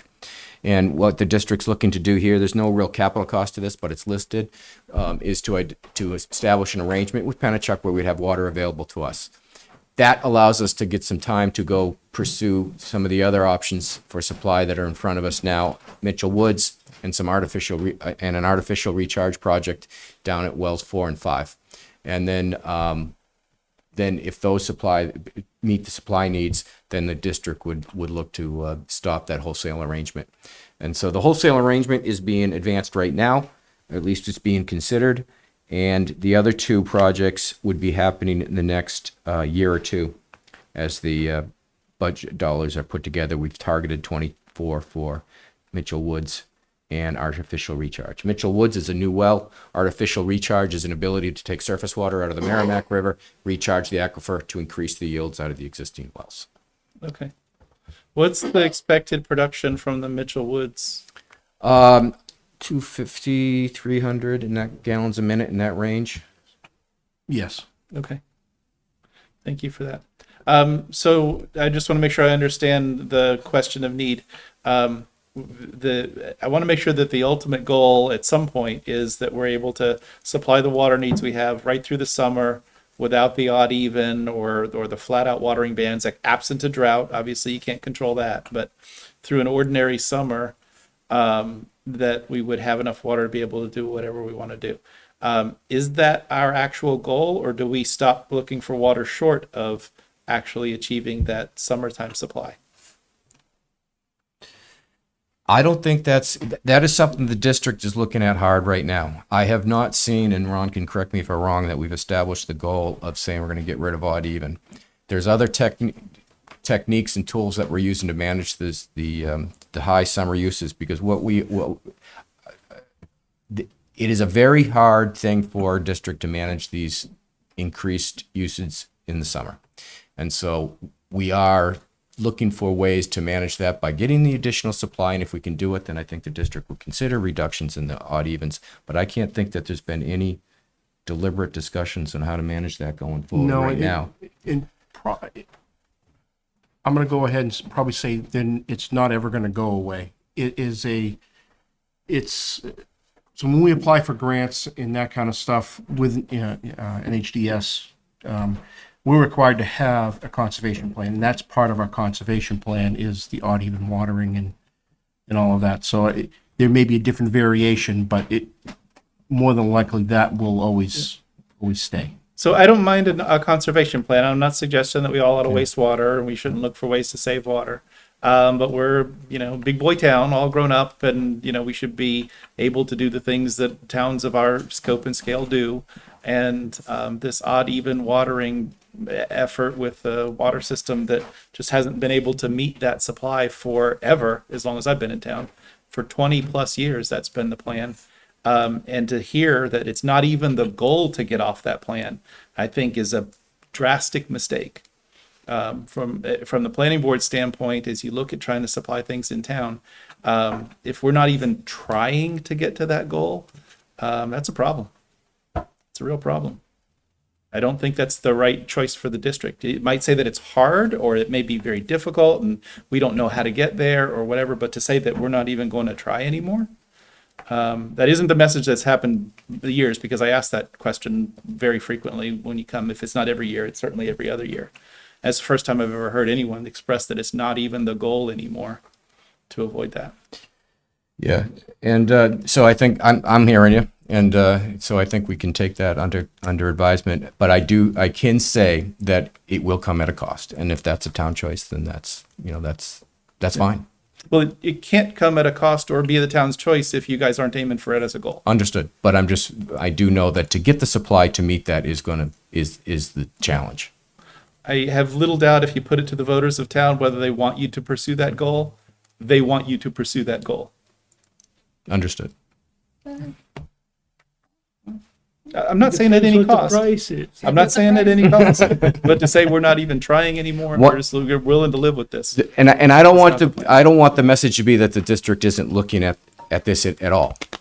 Understood. There are other tools and techniques that we've been looking at. One of them, as you know, as a user, you're seeing tiered rate structure for the first time. And so that's a change that the district did in an effort to try to look at ways to promote conservation. And maybe as a result of that, we can see that habits of watering change. And if that does occur, then we might be able to shave those peaks and look at things differently. So the district is looking at ways cost effectively to deal with the high summertime uses. So I'll beat this one up enough. Yeah. Let's go on. Let's go on to something else. We're still looking for water. We're still looking for water. That's a fact. And a couple of the other ones under the supply improvements deal with maintenance and cleaning. We tend to list those items on here because they're not necessarily annually recurring items. We have an item down here, the emergency connection infrastructure upgrade. I mentioned that one because it's a pretty significant one, but that would probably only occur if choices were made to increase the needs and the demands because we want to get rid of some of the conservation issues, or if the supply that we hope to get out of artificial recharge or Mitchell Woods doesn't come to be. There are some GIS and IT improvements and other miscellaneous improvements listed along here as well. The only treatment projects that we have ongoing right now are in process. So the first two columns, ongoing or FY23, are projects that are underway or in our current fiscal year. And wells 4 and 5 treatment plant has been completed. Wells 7 and 8 is completed and operational, and wells 2 and 9, which is a replacement to well number 3, is nearing completion, should be completed sometime this winter or spring. And that's relating to the PFAS treatment. I'm sure there are folks that want to hear more about the plan, and I know there's been opportunities through some of the meetings that you guys have had, but could you give us a couple of sentences on the current status of things with PFAS and these treatments? Right now, the district has 6 active wells that are serving the town, and an emergency connection with Pennachuck. Those are the primary supplies. The wells are used first, and the wells with PFAS treatment are used even first before anything else. 4 out of the 6 wells that the district has are online with PFAS treatment. That's wells 4, 5, and 7, and 8. So they are being treated with and removing PFAS through the GAC to non-detectable levels. Wells 2 and 9, which is a replacement to well 3, is probably 60 to 70% through construction. And we anticipate with some supply chain issues, hopefully, knock on wood, don't get delayed any further, that they will be back on, that this treatment plant will be online in the spring. So we hope and expect that by June, all 6 of the district's wells will be treated for PFAS. Was there some funding that was available through some of the various DES efforts or efforts with the private companies that we believe responsible for the PFAS to pay for some of these things, or are these all come out of user fees? Or It's both, all of the above. There was funding from the responsible party through the settlement agreement with St. Cobain. They contributed a large amount to wells 4 and 5. The voters in the district, almost not unanimously, but almost unanimously voted to at their own cost treat the other 4 wells. Subsequently, the district was proactive in chasing some of the PFAS money that the state legislature put out there, and so retroactively we were able to get some grants to help reduce some of those impacts, to the $3 million, I think, plus or 3 million plus. So Merrimac was one of the first communities in the state to take advantage of that. We were the first application in, Good job. and I think probably first or second in terms of gaining the grants on that. good job. Thank you for that. That's all the explanation I need, unless other people had questions. Which of the wells on Front Street, just from I'm not familiar with the numbering system, Ron. Those are that's wells 4 and 5. That's 4 and 5, thank you. Okay. Thank you for that. Not to forget that the district has other facilities in town, booster stations and tanks. Recently, there was some upgrades to the Turkey Hill tank and the Turkey Hill Road booster station. Those were completed, but there's still some ongoing maintenance, whether it's cleaning, inspection, and painting and recoating some of the tanks that exist. So those are in the next grouping. The Parker Drive tank, I think, has a Parker Drive tank will have a coating out in 2026. There's some cleaning inspections on the Hutchinson Road tank in 25, and same with Turkey Hill Road tank in 28. Actually, the water model update that was listed for next year, we actually moved up to this year, so that's in process. Some transmission main improvements on Route 3. There's some efforts to remove loops and dead ends and create loops. There's some more efforts for some of the communities. This down here in the distribution, this one that's titled PFAS water main extensions. The district's been working very close with the state, also with the PFAS fund, to prioritize some of the remaining private wells in town that are still impacted by PFAS to extend in those areas. So there's $1.5 million grant cap available on that, and the district's looking at the best way to exercise those funds. Thank you. Of course. How many wells, private wells are there left? Do you know? Total or PFAS related ones? Total. Well, it says eliminate private wells. Is it eliminating all private wells or only the ones affected PFAS. by the PFAS? They're only Okay. going to pay for the ones that are affected by the PFAS, the grants funds Okay. will. And so how many are? How many neighborhoods were we looking at? We were looking at, I think it was 6 roads in town, and I want to say it was 7 to 8, 3, 4, 7, 8 on each road. But there could be more out there as they do more testing. There is, again, there's grant monies available for that. It was right now it's up to $1.5 million per road, but there's additional funding coming out at some point. Think we'll go higher than that, so we can do if we get approved, we can do bigger development or whole development. And they also have some funding available that if you're within already going, if you're a private well on and you have a water main going in front of your home, up to $10,000 a rebate for that as the homeowner can apply for to get that work done. Or if you're just too far out, there's a $5,000 rebate or for a point of use or of a point of entry system that you can apply for as well. I think in the big scheme of things, in terms of inventory of all private wells, I don't think it exists. I don't think it exists here or anywhere else in the state. I don't think DES even tracks private wells. Not. They try, but they can't. They don't have a complete inventory. Yeah. Certainly when something like this comes up and everybody comes forward and says, my well's got a problem, you got to fix it, you have those numbers, but otherwise not. On the list of things that are on yours. I don't know if you talked about the eliminating parallel lines as an item in various locations, and I just wanted to hear more about that because I used to think that parallel lines were good.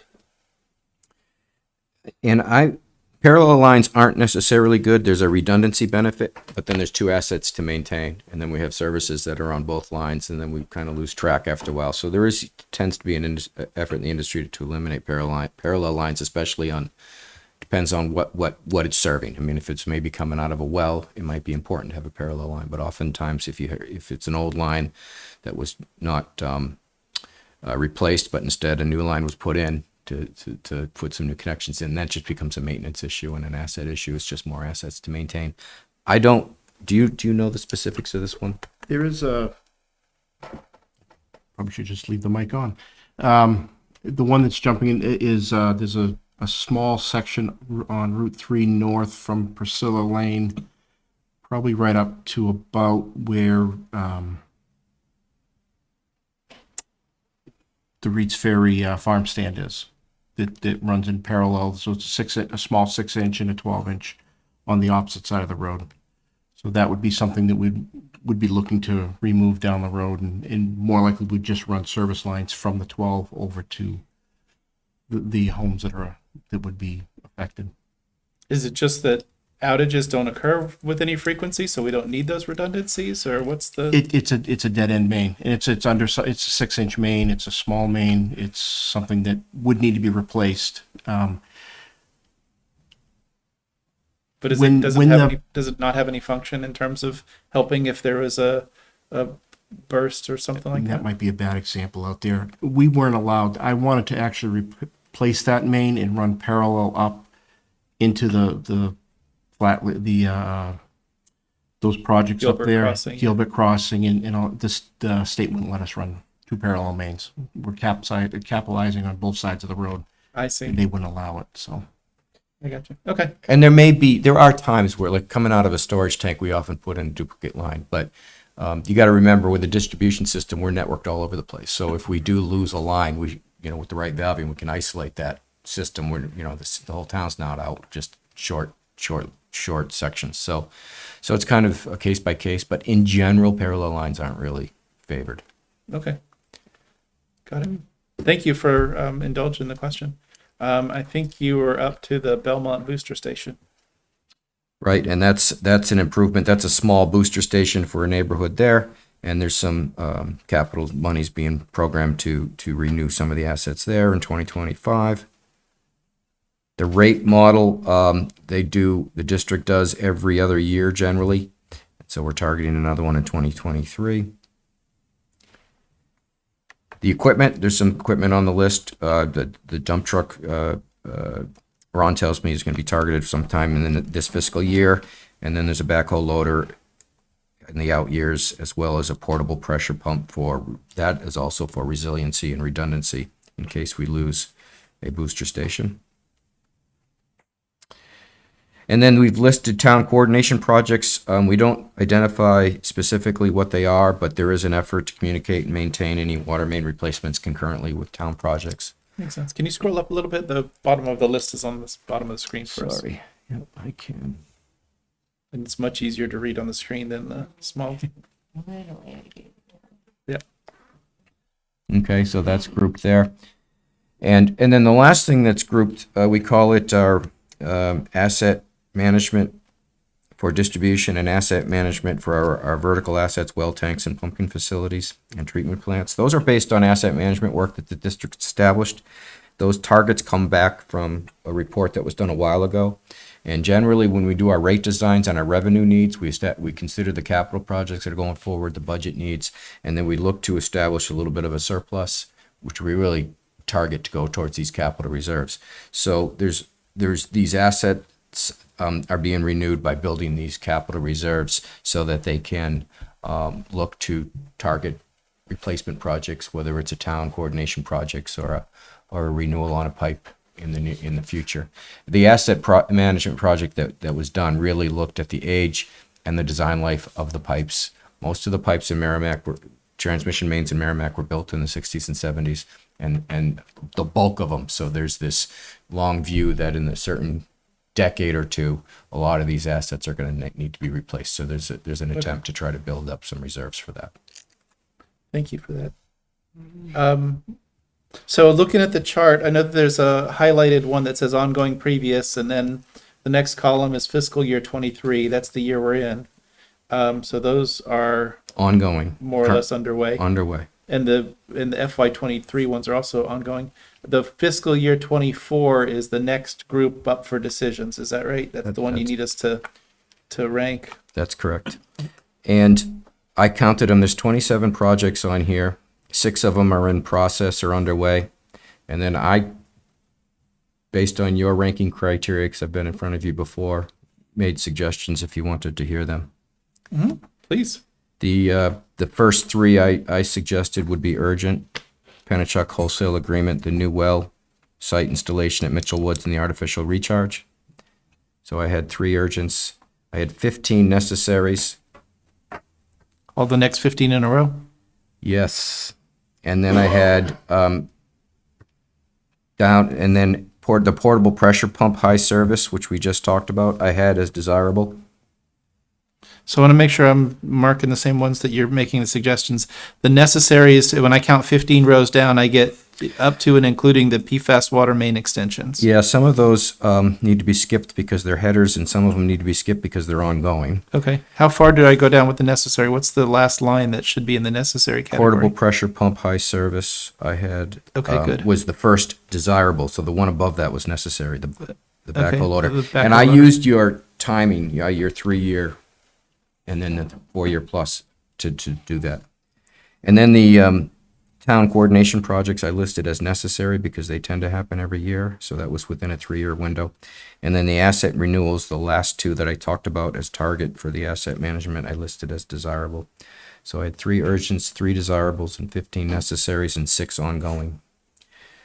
And I'd be happy to leave my notes with you if you'd prefer.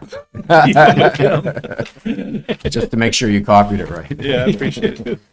You know, I the recommendations that you guys make certainly carry a lot of weight with us in terms of how we vote them, but can't promise that we'll No, always agree that's with fine. it. If it was helpful, you can use them or you can ignore them. It is, and thank you for the presentation. I'm sorry I didn't let everybody finish asking questions and things, but I still want to say thank you for the presentation, and thank you for letting me beat you up a little bit on the supply in the summer. Along those lines, Mr. Chairman, I also have last year's rankings on my phone ready to go as well, when we get to that point. Terrific.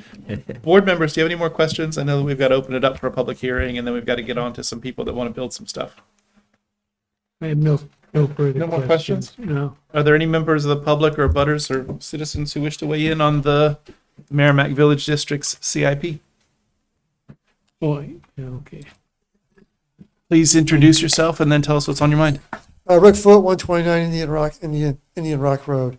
My question is, with the water supply, is when somebody comes before the planning board and says, I want to build this or put this up, does the planning board ever look at that and say, okay, it's going to be 200 apartments or 50 homes or a business with 300 people or something like that?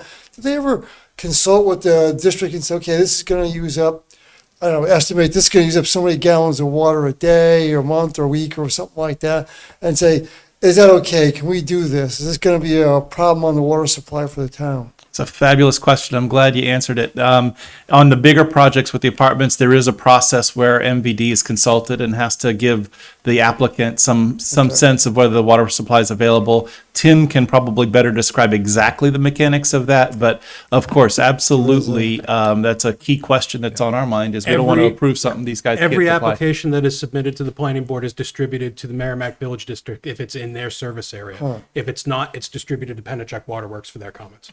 So with that in mind, you look at the project and say, yep, no problem, water supply can handle the things. You talk about conservation before, like the odd and even watering days and everything like that. And you say, oh, we want more water. Well, of course, you always want more water. The way to keep people from wasting water, I guess, is the big question. People are going to waste because there's no one to keep track of everyone, how they waste water and what they do with it all day long. So the odds and even days, I don't think would ever go away just because you can never keep track of all the people who like to water their lawn every day for 6 hours a day, so it's nice and green. So just curious. Thank you very much. You're right on the money. It's a great question. I think in general, maybe these guys can answer the question better than I'll about to, but apartment buildings tend to use less water than single family homes. A house on an acre will water their grass and have a swimming pool and wash their car, and apartments tend to do a whole lot less of that. I've got a little above ground swimming pool by my house, takes 15,000 gallons. If I were to fill, I don't have to fill it up. I keep water in it and put the cover on it. But if I had to fill it up every year, that would be more water to fill a swimming pool than I use for everything else for the rest of the summer. If I was using it for the pool, and apartments tend not to have those kinds of pulls on the system. But you guys may know better in terms of average per bedroom or some other number for what the usages are. Yeah, you're absolutely right. The apartments are in the low 100s in gallons per day. Per person or per bedroom? Unit. Per apartment per unit? unit, yep, in an apartment. And your households in Merrimac are over 200 gallons per day. So not twice as much, but maybe close to it. Merrimac we do a lot of this all over the state. Merrimac's averages on a per house basis or equivalent, we call it equivalent dwelling unit, one residential house, is on the high end of the ranges or averages. So we're a little free. You free water with our lawns use. more, yeah, Yeah. than most communities. Yeah. You guys probably know this better than I do as well, but my thought with the odd even thing is because I can only do it every other day, I make sure I do it on my day. And I probably use more water because I only get to do it every other day than if I just watered it when I thought it needed it. I Right, just sort but of watch the coming calendar. from the operator's perspective, that's a much better managed system because now they have better control on the peaks that are being used. Yeah. I always knew it was about the peak usage and stuff. Yeah, and that really makes a difference. I mean, the last time the district had trouble was in June of 2020. Yep. And you remember that one, and we were using water on a daily basis that far exceeded the supplies. And the tanks were just dropping. But I'm really thankful for your question. I think you're right on point that people do always ask as these things are approved, how do we know, and we check on these things. But yep, absolutely. Not just this, but in all other aspects. There's every town department, police, fire, everybody's looking at applications that are submitted. If they're on the sewer system. Is there any other butters or citizens who wish to weigh in? Seeing none, let's close that public hearing. We're going to rank you guys at the end as well as the others. I don't know if there's any sort of abstract statements anybody would like to suggest the board consider. I see Paul's hand. I see Nelson's hand. I just wanted to ask a question. If there's any proposed regulations coming on your water that you see, federal or wherever. I know they're always looking at these things and new concerns keep coming up.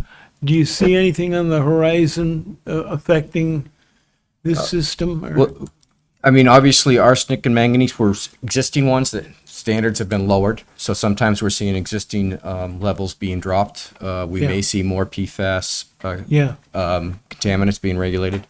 I've heard a little talk of microplastics. So plastics that are in the environment that are becoming, microscopic. So that's something that they're being looked at. I haven't seen anything on what they're going to do, but it's now in the industry conversation. Yeah. Nothing immediate anyway. Yeah. Oh, you had a comment or question? Yeah, just before we get too far away from the question I get asked consistently, always. When MVD looks at upcoming units and they approve, say, whether there's enough water or not, do we do that on an average rate or a peak usage rate? And is there a plan to change that? We do it on both average and max day. So, and we expect that the developer provide us with what their consumption numbers are, both for domestic and irrigation. And then the letters that are written just describe what they're permitted to do. And so in some cases, there's no irrigation, at least that's the agreement. And we establish what those max day numbers are. But we do look at both. I'm aware. I just want to make sure. I know you are. I know you are. I have one more question. My apologies, all people are waiting on their applications because I know that we want to get to those. But this is maybe a little bit related to this CIP. we used to hear a great deal all the time about sodium and chloride in the wells and road salts and all those things. And I'm sure it's still a problem, but we haven't heard a lot more about it in terms of studies or trends, or have things gotten any worse or better. Is that something that's still front and center for you guys? And if so, where do we stand? Do you have an update on? I know it's still in the conversation. It's so I'm not still in sure. the conversation. We actually have a salt committee that we're meet every so often. We're actually looking to do we just came to the town council meeting the other night about approving the salt policy, and we've asked to have some sort of a work session to get some questions that we had answered, and so we're going to be setting that up here fairly soon. We're about the same. We've had some improvements over at Wells in the Wells 7 and 8 area, which is out in Hollis, they are in Hollis, but over on that end of A PC connection? that area, yeah, we've had some improvements, but everything is still kind of on the going up. So In response to that, we've been fairly tough on applicants with requiring that they do one of two things, either Green Snow Pro or no salt at all. And I don't think that we've had too many commercial developments where we've declined to do either of the one or the other. It's now a regulatory requirement, so. Are there other things you think we should do with applicants that will help your situation at all, or are the private users not the issue and it's the the road salt that really is the source? I can't fix the road salt, guys. Those aren't my trucks. it's kind of it's everything. So I guess we're going to hopefully be working with the town. Not that they're doing a bad job, but we want to actually use the town as a model and say, look what's going on here, and we can actually maybe push some of the private parking lots that are so there's that grandfathered piece where they don't have any kind of a restriction, and so you're on one side of, let's say, Continental Boulevard looking over, and there's a black asphalt over there, and how come my parking lot isn't the same? So it could be a future ordinance or something that we may want to kind of look at for the wellhead protection areas, but that hopefully with the committee that we're working on, and hopefully we can get some more involvement. We're asking for some partnerships. We've got Fidelity involved, and some large property owners taking interest. So we're trying to get the word out. And I wouldn't discount your voice with the state and the state's Yeah. approach to salt either. So the DOT, whatever district we're in. Right, right. District 5. To share, the views on and the goals of the community from anybody in the town. The boards would help. Could you repeat that? I didn't quite hear what you were saying, but it sounds important. Well, I think I heard somebody say, I'm not sure what we can do much about the state road, the salt on the roads, but I Yeah. think there is. I think our voice can be heard both at the state level, Yeah. DOT, because we're trying to protect our water supplies and our surface waters. Thank you for indulging the question. I know it's only tangentially related to CIP, because salt and stuff, we might have to spend money someday to get rid of the salt from the wells, or Yeah. our wells may become unusable because of the salt. So, It's very hard to treat. all right. Thank you. If there's nothing else by anybody, thank you all very much. Really appreciate it. Okay. Item 6 on our agenda is Jason Gadball. James. What? James. James. Why did I just read Jason? I'm sorry. I apologize. I hate mispronouncing people's names. And I won't get your last name pronounced correctly too. Gadboys. I said it. Got it. Thank you. Review for consideration of a conditional use permit to construct a detached accessory dwelling unit above an existing detached garage. The parcel's located at 85 Patent Road in the R1 residential by soils and aquifer conservation districts. Tax map 6C, lot 394, case planning board 2022-34. Tim, is there anything that we need to know before we hear from the applicant? First, I would request that you indicate which alternate is no longer going to be participating now that Paul is back sitting. Thank you for that. Okay, so we'll have Paul back as a voting member. If we go by number of times seated, it would be Nelson that would be replaced by Paul because he's been seated more than the other alternates over the last 6 months. Okay, that sounds like a fair result. Do it that way. Yeah, are you keeping? Do we do it like the whole night, or do we do it agenda item by agenda Your item? choice. I just want to be consistent with whatever we do, and it doesn't matter to Typically, me. we've done the entire night. Okay. Let's do that then. Okay. And we'll go forward. It doesn't mean that anybody can't participate in any of the discussions that are part of that. We always have our alternates do that. Thank you, Mr. Chairman, members of the board. In your packet, you'll find a memo dated October 11th from Robert Price regarding this conditional use permit. The applicant seeking a conditional use permit to permit a detached ADU above a garage on the property. In Robert's memo, he goes through the conditional use permit criteria. We would point out that the variance is going to be needed for the size of the ADU. And then the other piece of that is we just need verbal confirmation from the applicant that he does plan on residing in either the primary or the accessory dwelling unit to ensure that that criteria is met. Assuming that the board is comfortable with that variance as a condition of approval, we'd recommend that you grant conditional final approval to the CUP tonight. Thank you for that, Tim. Come on up at the table. You don't have to stand up. Oh, okay. Thanks. There's a button on the microphone to turn on. That light will be bright green when it's on. And then introduce yourself there and you tell go. us. Hi, everyone. I'm James Gadbois. I live at 85 Patton Road in Merrimac. I moved in the winter of 2003, so I've almost been here 20 years. And I was told that I couldn't be a townie until I was here 10. So I've surpassed that. So we're evolving over at 85 Patton. I don't know if anybody has seen the property recently. I build for a living, and I'm a master carpenter. I've been doing it for 40 years. And I had a lady, actually, she was 50 years in the business. She said it was a piece of art, which made me feel good because it's a compilation of all of my work for all of the years. Well, anyway, it started out as it was just going to be a 3-car garage, okay? Since 2021, I am currently divorced. So I did not plan on that.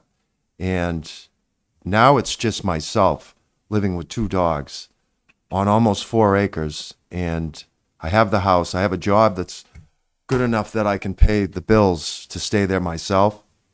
But there are 2 factors. One, having the upstairs, which is under the 1,000 square foot criteria for the town. Whereas I'm a builder, I believe it's about 840 because there's a knee wall. The structure is 24 by 40, and the living space would actually be smaller because of the 6-foot knee wall. So now your actual dimensions would be the whole width. I mean, the whole length of the garage is 40, and the actual width it is at now is 24. Minus the 6 feet for the knee wall, you're talking 18. So that would be your square footage. So I talked to the nice people that set me up to come here, and I believe it's 1,000 square foot. Am I correct in asking? The 1,000 square foot is the maximum, but because you're doing a detached, it's only allowed to be 50% of the size of your primary dwelling unit. So the maximum you're allowed is 616 square feet. Okay, So so that's why we're recommending you need to go to the zoning board for a variance to go above that number. okay, so that, I mean, as I said, that I build a lot. I mean, we're talking about a small section, so that I can do. And the other reason why I wanted to do this was to help with, obviously I'm there by myself. I have children too, and I don't know if there's anybody that's sitting on this board that wouldn't want to have an apartment that you could possibly have for one of your family members or somebody that you don't know. To me, it's a good ace in the hole, we'll say. Even if it wasn't, even if it was people that were living like an in-law apartment, right? I don't know what that means, in-law apartment. Does that mean an elderly person comes and lives with you? Do they not pay? I mean, is that free? Yeah. You know what I'm saying? So that's why I wanted to go to the ADU. I think I could definitely use the money for sure. And there would only be one person. It's a studio. So you're talking only one person, and then myself and the other house with a partner. So we're looking at that whole lot with 3 adults and 2 dogs. So there's really not going to be a lot of Okay. I'm past the partying stages too, so there won't be a lot of noise there The either. use itself is allowed. It's just a matter of meeting the criteria. Yeah. And you intend to live in one of the 2 apartments, the big one or the little one? No, I live in the home, the house, Yeah. which is always under construction. I mean, it needs to be re-sided to match the garage. I don't know, has anybody ever seen that? Anybody in the board? You been by Yes. the place? So that's all gonna match, and, that's the goal. And if I can get the apartment up and running, that's just gonna help me with the whole total package of the whole place. Sure. Having you confirm that you intend to live in it means that you satisfy all the conditions from the planning board standpoint, other than the one that they're suggesting you get a variance for, which a different board, the ZBA, would be the one to grant a variance. I'm sure they would. No reason why they wouldn't, but you have to take it to them.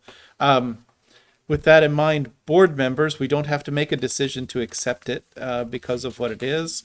It is a public hearing, and so we should see if there's any abutters or citizens who wish to weigh in. See none. Do you have any questions for this gentleman about his proposal? Is there a motion that the board would like to make?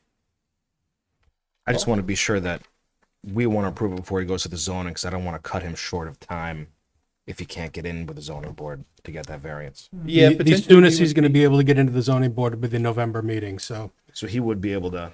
It, Get it relatively anytime that we have a zoning board meeting next week, the deadline for the next ZBA is coming up in a couple of weeks, so he's got at least a couple of weeks to put the application in for the November meeting. So that's my next move then, is to go back down to the building over there and get You'll be coming back to my office for another application for another board, and where's your office? community development. Okay. That's where you were when you applied for us. The same Oh. place. Oh, well, I hadn't seen you there. You weren't there. Behind. I'm the I one don't in know, the I back didn't office. recognize you, sorry, because you weren't there. But yeah, so just do this again. Just Except propose it's this. slightly different. My staff will be able to help you out with the Okay, application. and this is over a couple hundred square feet. Yeah, and I honestly, nobody's sort of desiring to put you through that trouble for nothing. It's just that's what our regulation requires, and the only way to get relief from the regulation is to have that board give it to you, and they can. And they've got criteria. There's 5 of them. He'll tell you all about it. Sure.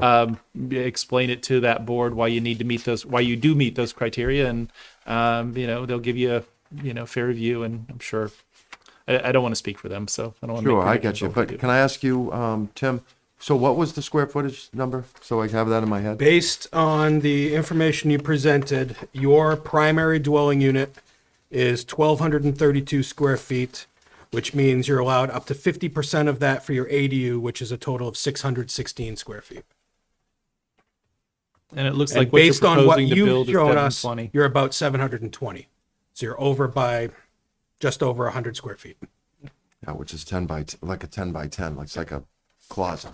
So I think yeah, well, I'll go there and take care of that then. Yeah, no, thank you very much, everybody, for. Yeah, don't for be your afraid time. of the zoning board on an application like that. It'll be no more pressure than what you're doing here tonight, just a different board to explain it to, and they'll guide you through the process. But sometimes I see people say, well, I'll just make my ADU smaller. Don't go through that hoop. Just No, ask the Because ZBA. the garage already exists, there's really Yeah. no way to make it smaller. Yeah, exactly. Well, I don't want to hold these nice people up behind me, but so when this all started, I had to build the garage. So there was a setback issue. So the town made me, even though I know how I can use a tape, and I went from the crown of the street, but there was a problem. I have 3.6 acres, so they wanted a 50-foot setback instead of 30.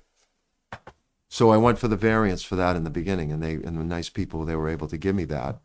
And that's what set this all up. Same people. Yeah. That's where you're going back Oh, to. okay, Yep, yeah, same board. sure. So Different board members probably by now, but anyway. I'm going to start getting good at this because this will be the 3rd time. Excellent. Okay, thank board you. members, do you have any more questions, or somebody want to make a motion? Mr. Chair, I'd like to put forth the motion that we grant final conditional approval to the conditional use permit application with the precedent conditions listed in Tim's memo dated October 11th, including the 2 extra that he puts on here at the end. Tim, correct? No, those are all just the general, the condition, the precedent and the general stuff. Okay. Second. Motion and a second to grant conditional final approval, subject to the staff's memo. All in favor, say aye. Aye. Any opposed? Thank you. Any abstaining? 700. You are all set. Hey, thank you for your patience and No, that's okay. Thank you. I learned a lot tonight. find the capital improvement plan for the town interesting. I hope. I do. Obviously, I wouldn't have asked them all those questions. Thank you. Okay, we are up to Black Diamond Holdings LLC as the No, applicant. you're not. You Nope, missed one. I'm sorry, you're You've got right. number 7 to deal with first. Hoyle Tanner and Associates is the haven't voted applicant and on it BAE Systems is the owner. Review for acceptance and consideration of final approval of waiver of full site plan review to construct an accessory residential dormitory space within the existing building. Wrong agenda. What agenda is this? This is the cheat sheet you gave me. Oh, you don't read the cheat sheet. I forgot to change that in the cheat sheet. If you look at the agenda. All right, so it's not my fault this Nope, time. that one's me. I've done that before, you Nope, realize. that is totally on me. I am known to go with the wrong I cut and agenda. paste from last 2 weeks ago. Okay. All right, Anyway. I deserve that one. Hoyle Tanner and Associates is the applicant. BAE Systems Inc. Review for acceptance and consideration of final approval of a site plan for the construction of a 5,000 square foot support building, 2 radome structures and other associated improvements. The parcel is located at 130 DW Highway in the I-1 Industrial and Aquifer Conservation Districts, Tax Map 2D, Lot 6, Case Planning Board 2022-35.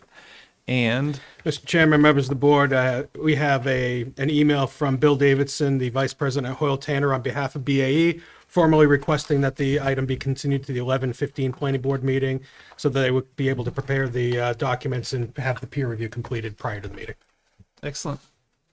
Matt, are you here for them? Nope. You're just here getting ready? Okay. I would still move. Seconded. Move and second to continue as requested by the applicant. If no there's further notice. discussion- What's that? No With no further further notice. notice to abutters. If there's no other discussion, all in favor say aye. Aye. Any opposed? Any abstaining? 700 for the continuance. What's the continue to date? November 15. November 15th. Thank you. Okay, now we're up to Black Diamond Holdings LLC as the applicant and MM Realty Trust as the owner. Review for acceptance and consideration of final approval of a site plan for the redevelopment of an existing automotive junkyard use into a 102,600 square foot warehouse and associated site improvements. The parcel is located at 734 DW Highway in the C2 General Commercial and Aquifer Conservation Districts. Tax Map 7E, Lot 31, Case Planning Board 2022-36. Tim, is there anything that we need to know before we hear from the applicant? Thank you, Mr. Chairman, members of the board. In your packet, you'll find a memo dated October 13th from Planning and Zoning Administrator Robert Price regarding this project.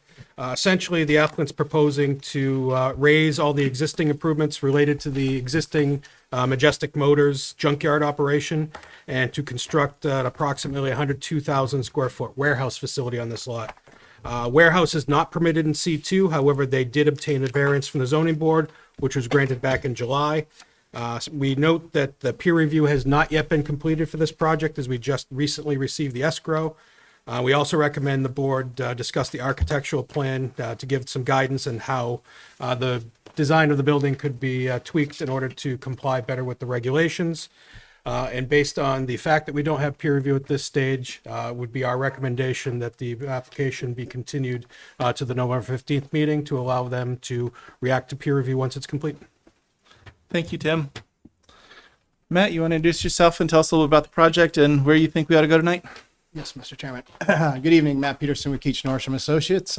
Everything Tim just said is what we're on board with here tonight. This is a pretty big project, and we just kind of like to give the board an overview here, get any of your general comments or concerns that you may see with this in the first step. The check was submitted last week for the peer review, so hopefully we'd have everything back in a few weeks, and then we come back to you with those items addressed.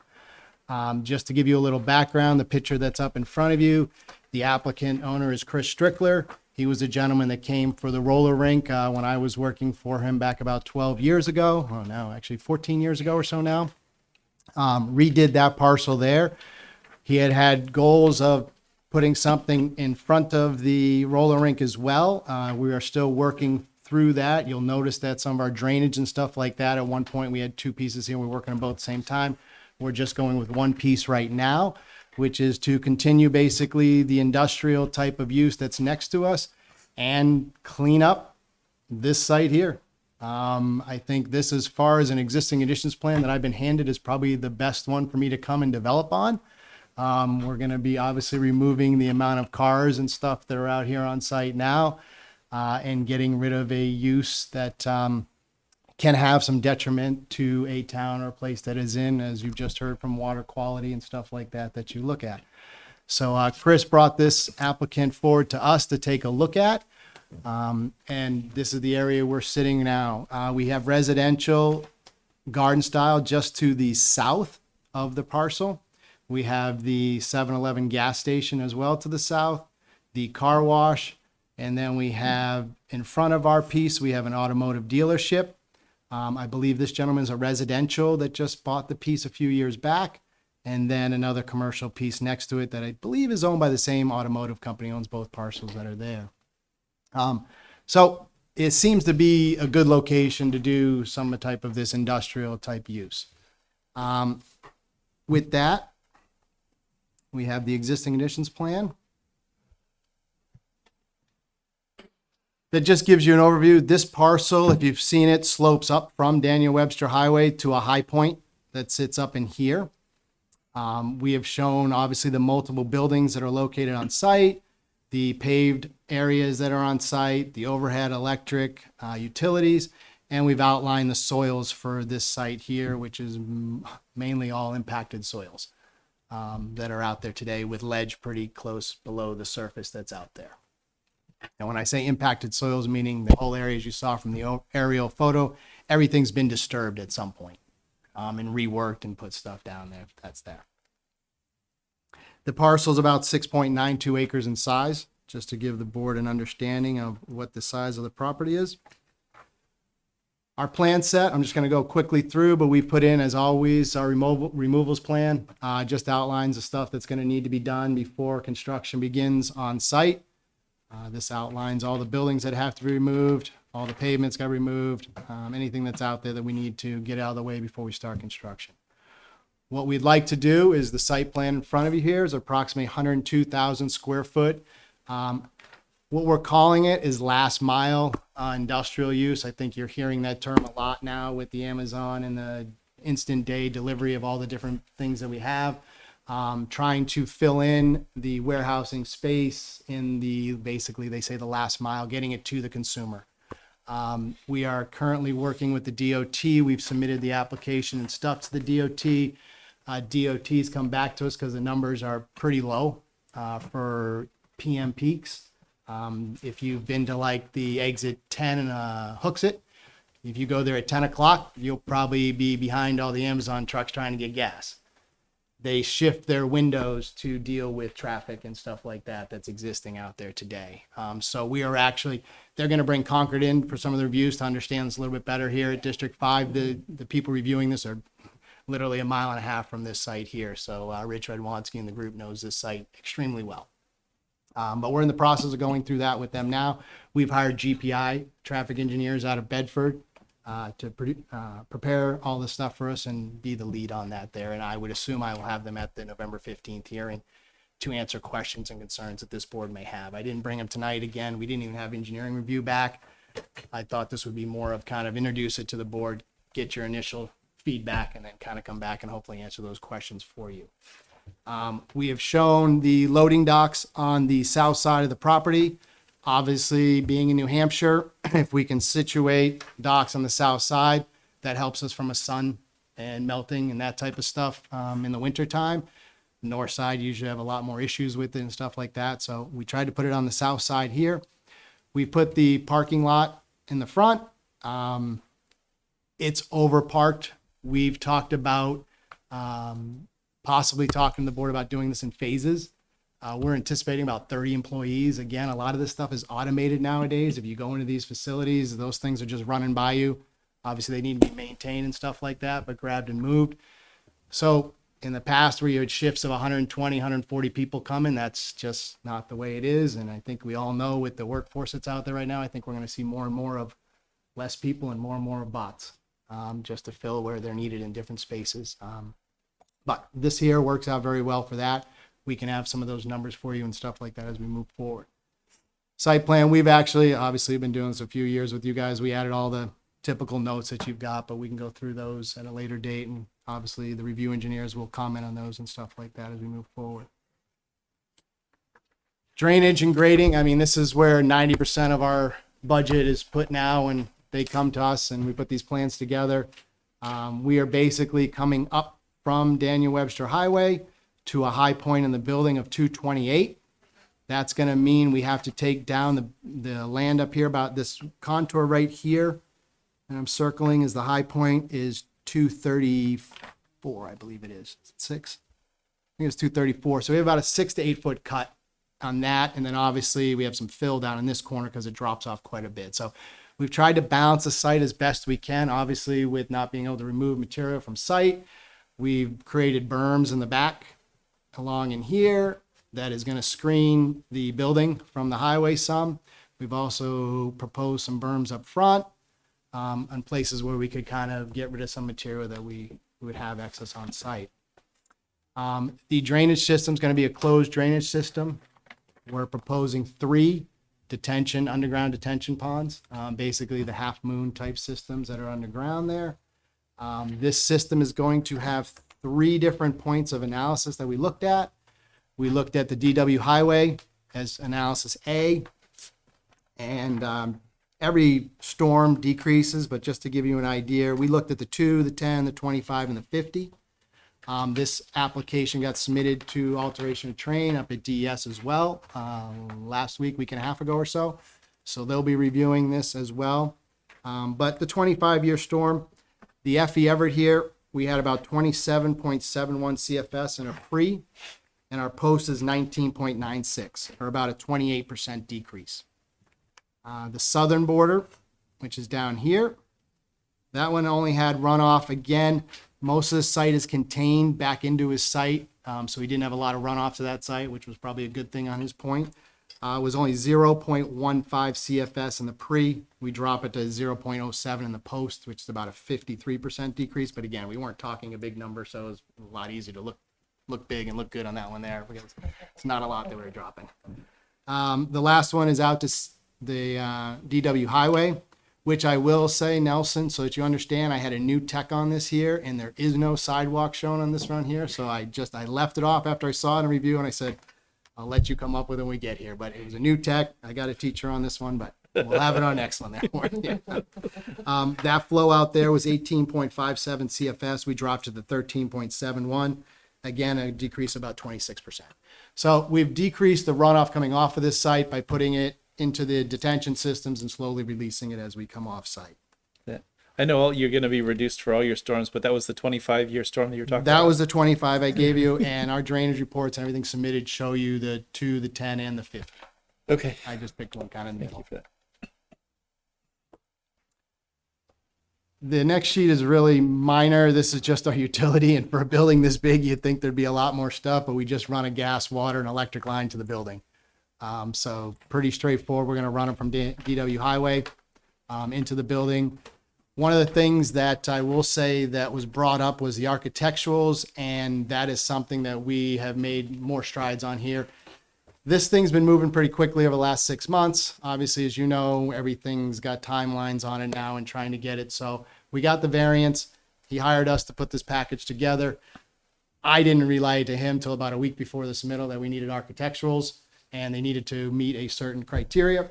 And so the one you got submitted there was kind of a placeholder, gets us in the door. We submitted it.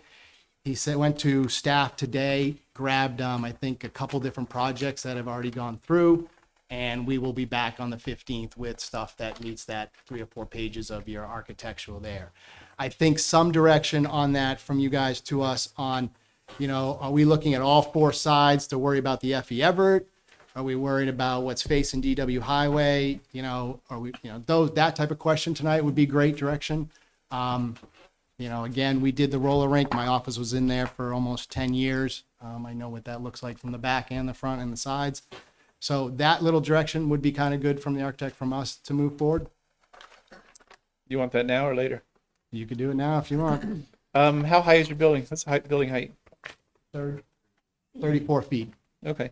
So the berms are probably going to be, 6-8 feet, and they'll cover a little bit, but not certainly a big prominent part of the building will be visible. I think sort of Majestic Motors, when it's been there, one of the surprises is that it was even there, because it's really hard to see from the street, and it looks like a used car dealer with a few old classic-y cars. And the fact that there was a junkyard back there was, largely hidden and from screening.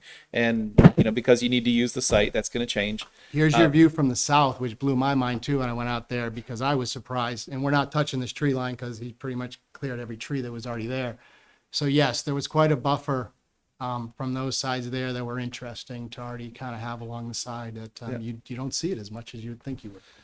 So I don't approach these personally with saying things need to be made invisible because that's just not practical. It's not realistic. In my view, a combination of landscaping and architecture ought to be the approach to make the thing appear reasonably attractive. What's the right, special sauce between one and the other? Board members probably have better opinions than I do, but I like just the tree screening. Probably as the primary means of making it appear that way. Tim? One of the things I think we as staff would like to get some guidance on is if you recall when we did Robert Milligan Parkway, that very, very large warehouse facility, where if you follow the architectural design guidelines to the T, you end up with that really funky building with the projections and the indents and whatnot. I think it would be worthwhile to have a discussion whether the board would be supportive of a waiver if other alternative methods of breaking up the facades would be appropriate. Personally, yes. But other board members, what do you think? I have to say it. Have to see what it looks like. Nelson? Yeah, I think how it looks at the here I am.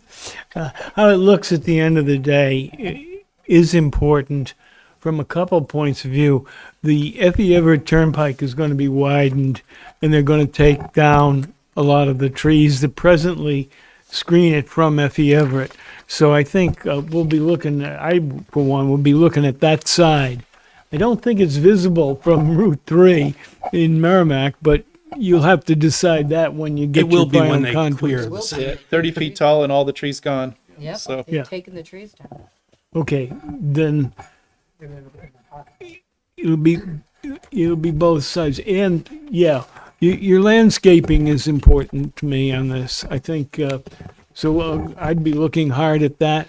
I'd be looking hard at the visuals from both the Turnpike and the Merrimac side. Those are things that would concern me. Good landscaping and good architecture. And I got to see it to know if I like Can I it. just point out too on the roller rink piece there where it's right up on I mean, you see the whole back of that building as you drive up and down the building that's there. So Yeah. It's going to be, Well, that's there. Yeah, that one's already built and Yeah. been there for longer than I have been here. And so I guess we don't really get a chance to weigh in on that one immediately.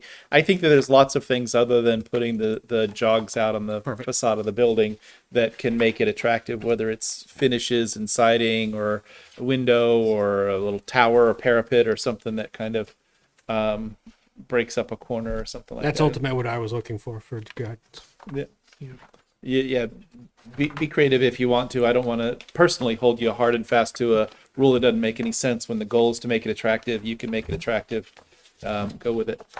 we just want to know the overview of obviously something that's aesthetically pleasing. That's what I got. So let's figure it out. Let's make it fit. I know you've got more to your presentation that you want to give, and I was intending to wait till you were done to offer this comment as well, but since we already interrupted you, why not?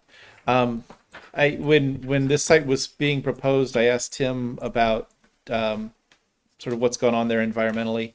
Yep. And you talked about the fact that, changing this use certainly takes away something that's got some environmental risks. And what I heard back was that you got a clean environmental bill of health. And that's a massive, huge accomplishment that your client deserves a pat on the back for, because that is not easy to achieve running a junkyard for a long I have long no time idea to be. when that's my first thing. When he came to me and said, we want to do this, I said, go get a level 1. I don't even want to talk to you till then. And they went and they did it. I think, was there some stuff though, but it's not very minor, right? Yeah.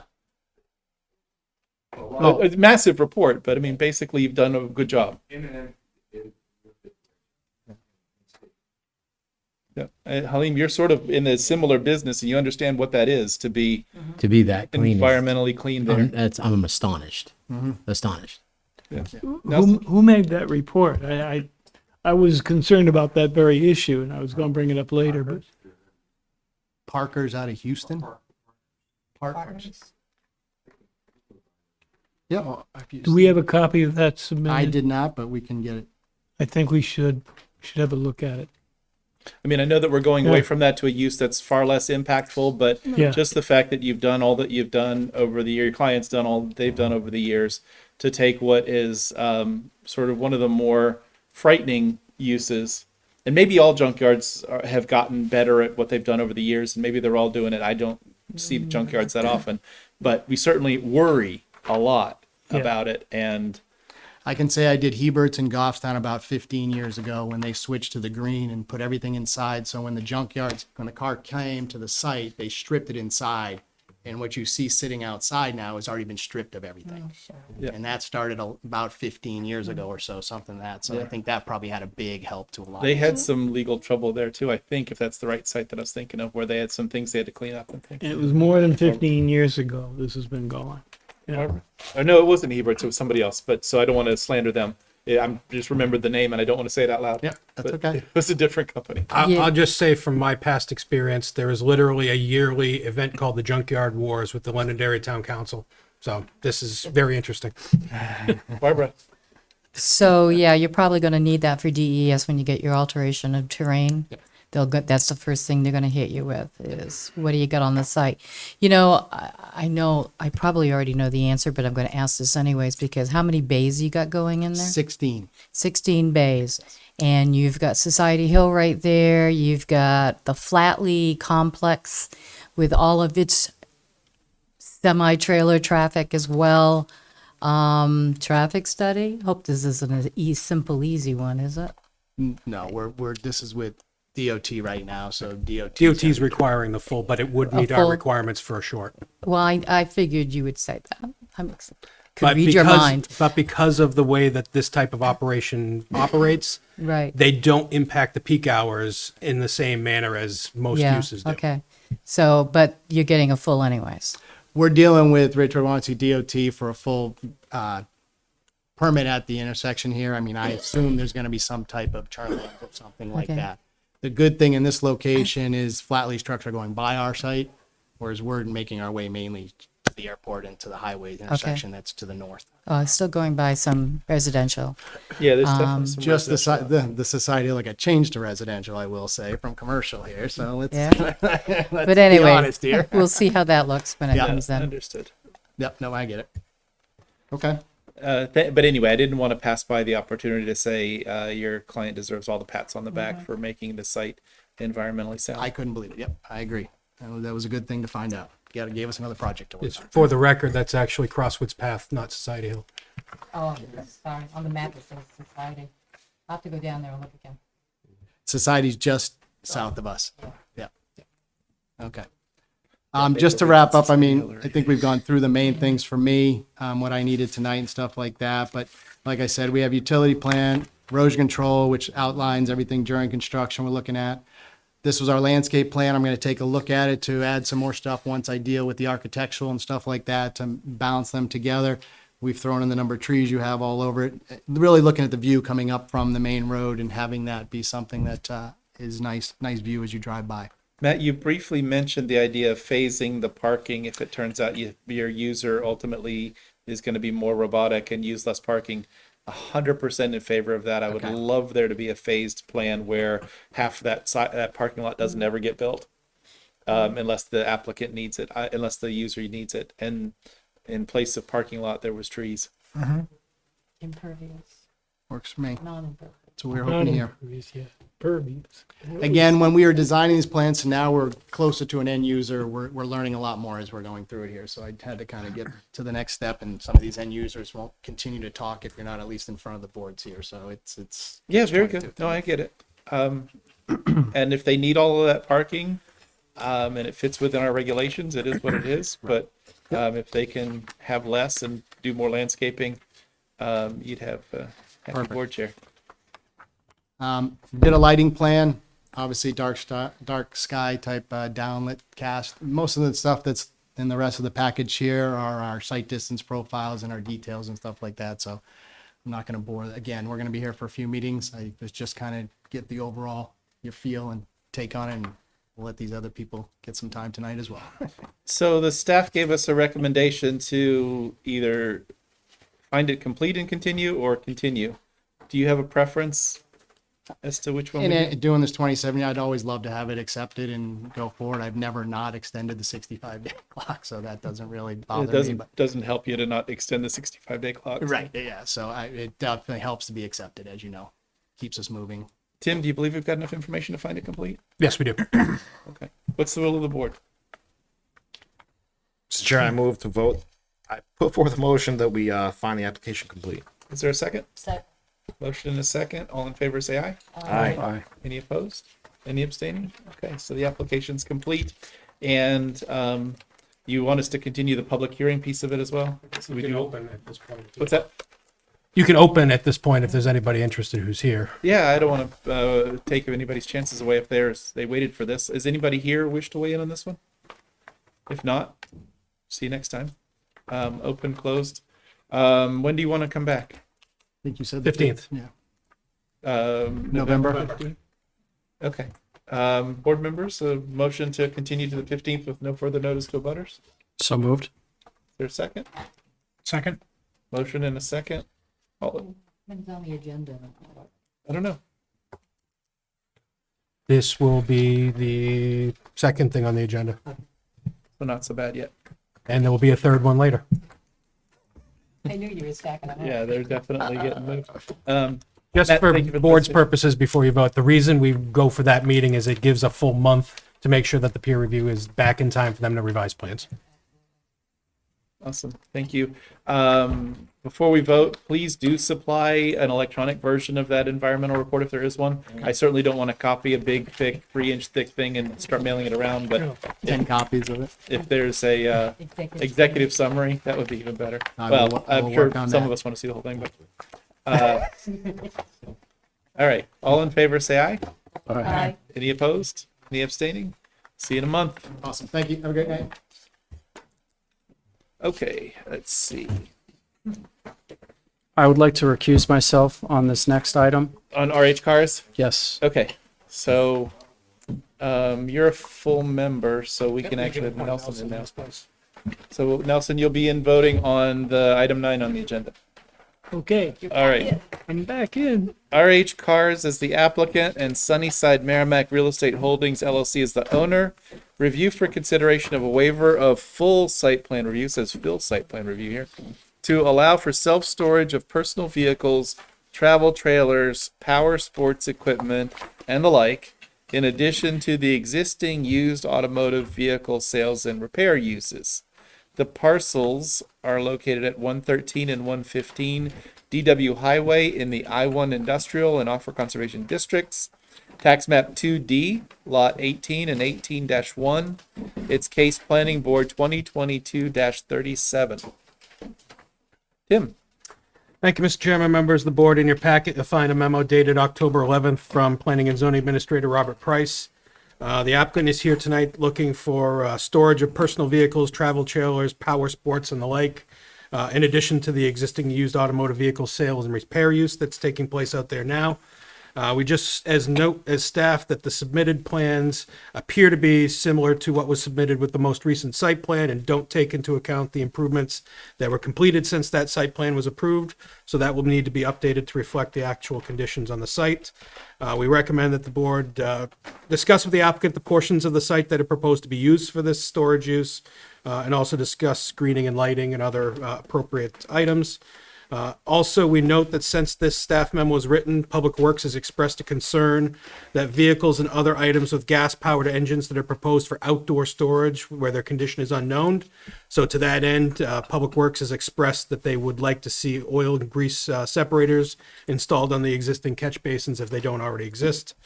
Completeness is not applicable here because we're talking about a full waiver of full site plan. Given that and the proposed conditions that Robert has in his memo, we do recommend that the board make a finding that if the waiver of full site plan is granted and the proposed conditions of approval would meet all applicable regulatory items, and that you grant conditional final approval with the conditions in Robert's memo. Thank you for that, Tim. And Chad, thank you for being here. I want to just comment before you dive into it on the recommendation from the Public Works Department. Seems to me I can remember another self-storage site with the exact same use where the board wanted oil water separators, and the Department of Public Works was not behind it at all, and we ended up not requiring it. And it was really frustrating. I think it was Neil's suggestion. Yeah, I think it's important. I think it's important too, but I'm really frustrated that it wasn't important before, but it's important on this one. Anyway, I'll hold my tongue there. Chad, please introduce yourself for the record and tell us about the project. Sure. Good evening, Mr. Chairman, members of the board. For the record, my name is Chad Brannon, civil engineer with Fieldstone Land Consultants. We'll be representing RH Cars and Sunnyside Merrimac Real Estate Holdings LLC this evening. The board, and as Mr. Thompson mentioned, the board may be familiar with this project because I believe last year we were before you actually amending the site plan. The properties that we're talking about consists of tax map parcel 2D lots 18 and 18-1. Together, they total about 8.97 acres of land. When we were before you at last year for site plan review, we were talking about expanding and constructing a parking lot over tax map parcel 2D 18-1, which is the property situated just to the south of the RH Cars business that's always occupied the site. So the RH Cars building in its original parking configuration is situated on tax map parcel 2D 18. And if you recall, we were before you basically seeking an expansion for that use so that our client could have additional inventory and really expand his business. Unfortunately, due to the climate, he's having a hard time finding vehicle inventory. And what he's trying to do here is really expand his ability to collect some revenue on site. And so he wants to propose a self-storage component where people could rent space, people or businesses could rent space in that new parking lot that he just built on tax map parcel 2D 18-1. So the self-storage component is a permitted use in the I-1 zone. The use would be proposed on tax map parcel 2D 18-1, which is the new parking area. So the parcel that is comprised of the RH Cars building would still remain the RH Cars business, and the parking area around that building would be used for their inventory as well. We do not have any opposition to any of staff's recommendations or comments, and we don't have any opposition to DPW's comment either. I do believe as part of the site plan approval, we actually put an oil water separator hood in the catch basin for this project, but we'll certainly verify that, and we have no issues incorporating that in the site. As it pertains to the existing conditions of the property, there were 4 new light poles installed in this parking area. There is adequate lighting and security for this site. Since we obtained the site plan approval, our client chose to install a fence around the front of the property, primarily due to increased security issues with businesses in the area. Luckily, knock on wood, he has not had any security issues on his site. The site is fully surveillanced with video.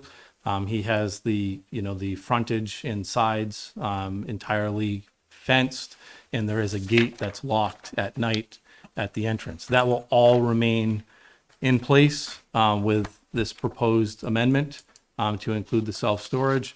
The gate would only be open when RH Cars is open for business, and would be locked and secured during other hours. So it's not like a conventional self-storage facility, if you will, where people have a keyed gate, or an ability to get inside the gate and access their possessions or whatnot.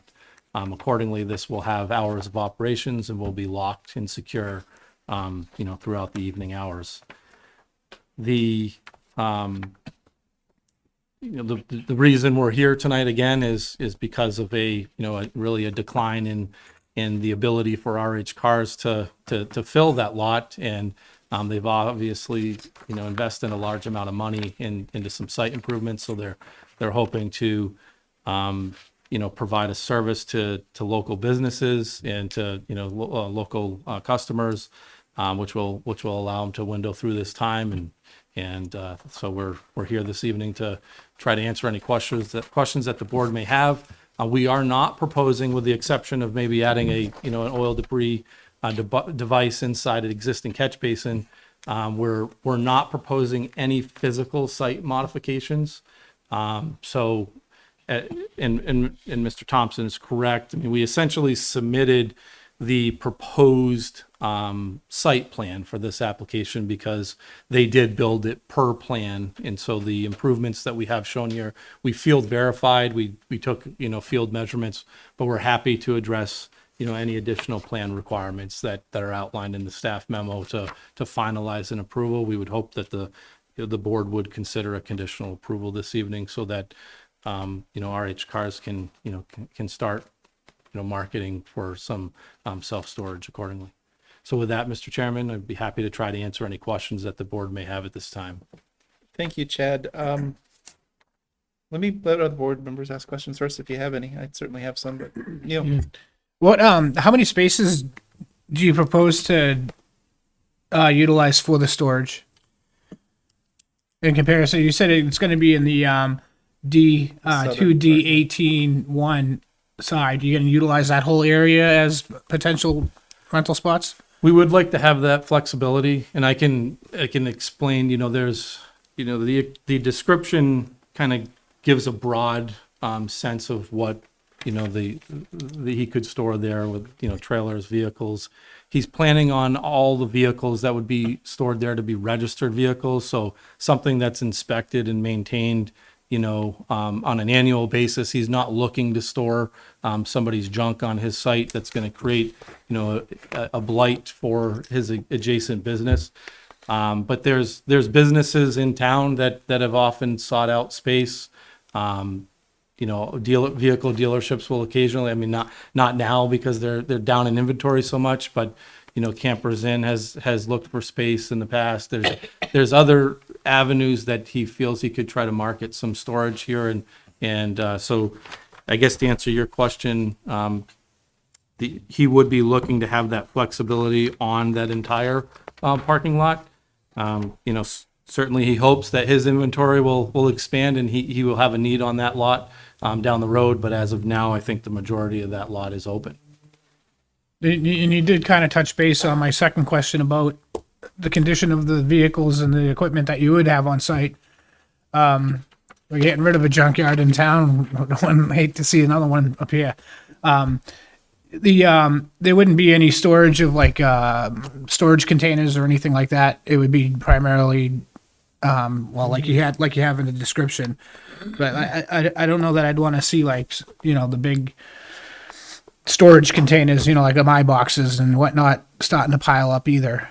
Yeah, to my knowledge, there's no intention of doing any portable storage, units inside parking space or anything like that. It's as we've requested, which is, basically trailers, campers, boats, vehicles, which is currently what the use on site is really vehicle storage for inventory. But somebody could pay to park an extra vehicle there, during the winter months, rather than having to move it and plow around it in a driveway and so on. So we would be looking to store essentially inside the parking spaces that are already delineated as part of the approved site plan. So it could be trailers with snowmobiles on it, or it could be It could, in boats theory, or yes. okay. I suggest if the board is so inclined that you could make a general condition that the vehicles stored on site have to be registered and there will be no portable storage units such as pods or my boxes stored on the site. I support both of those conditions, and I would also add that we've seen a couple of proposals where a body shop would rent space in a parking lot to keep the vehicles waiting repairs and waiting parts and all that. So you've got a wrecked vehicle on site. I wouldn't want to see any of that. I would want a condition of approval that says that there aren't any vehicles waiting repair at a neighboring body shop or car shop or something. I'd like you to talk a little bit about the separation that you propose for the rental inventory versus the for sale inventory. I wouldn't want to come and buy a car and be like, oh, it's behind the one behind the camper. You kind of go down there past the boat and turn left and it's over there. Is there going to be a distinction between those, or are you proposing that a space could be a space, could be a space? Well, it's my understanding, and correct me if I'm wrong, Ramin, but that there would be a separation if he chooses to do the vehicle sales on that parcel 2D18-1. It would be the front row along, the highway, because that's the area that you would display, vehicles for sale. And then the back area would be, for the self-storage component. So it would not blend together, but there might be a separation on the lot itself, which would likely be an access aisle.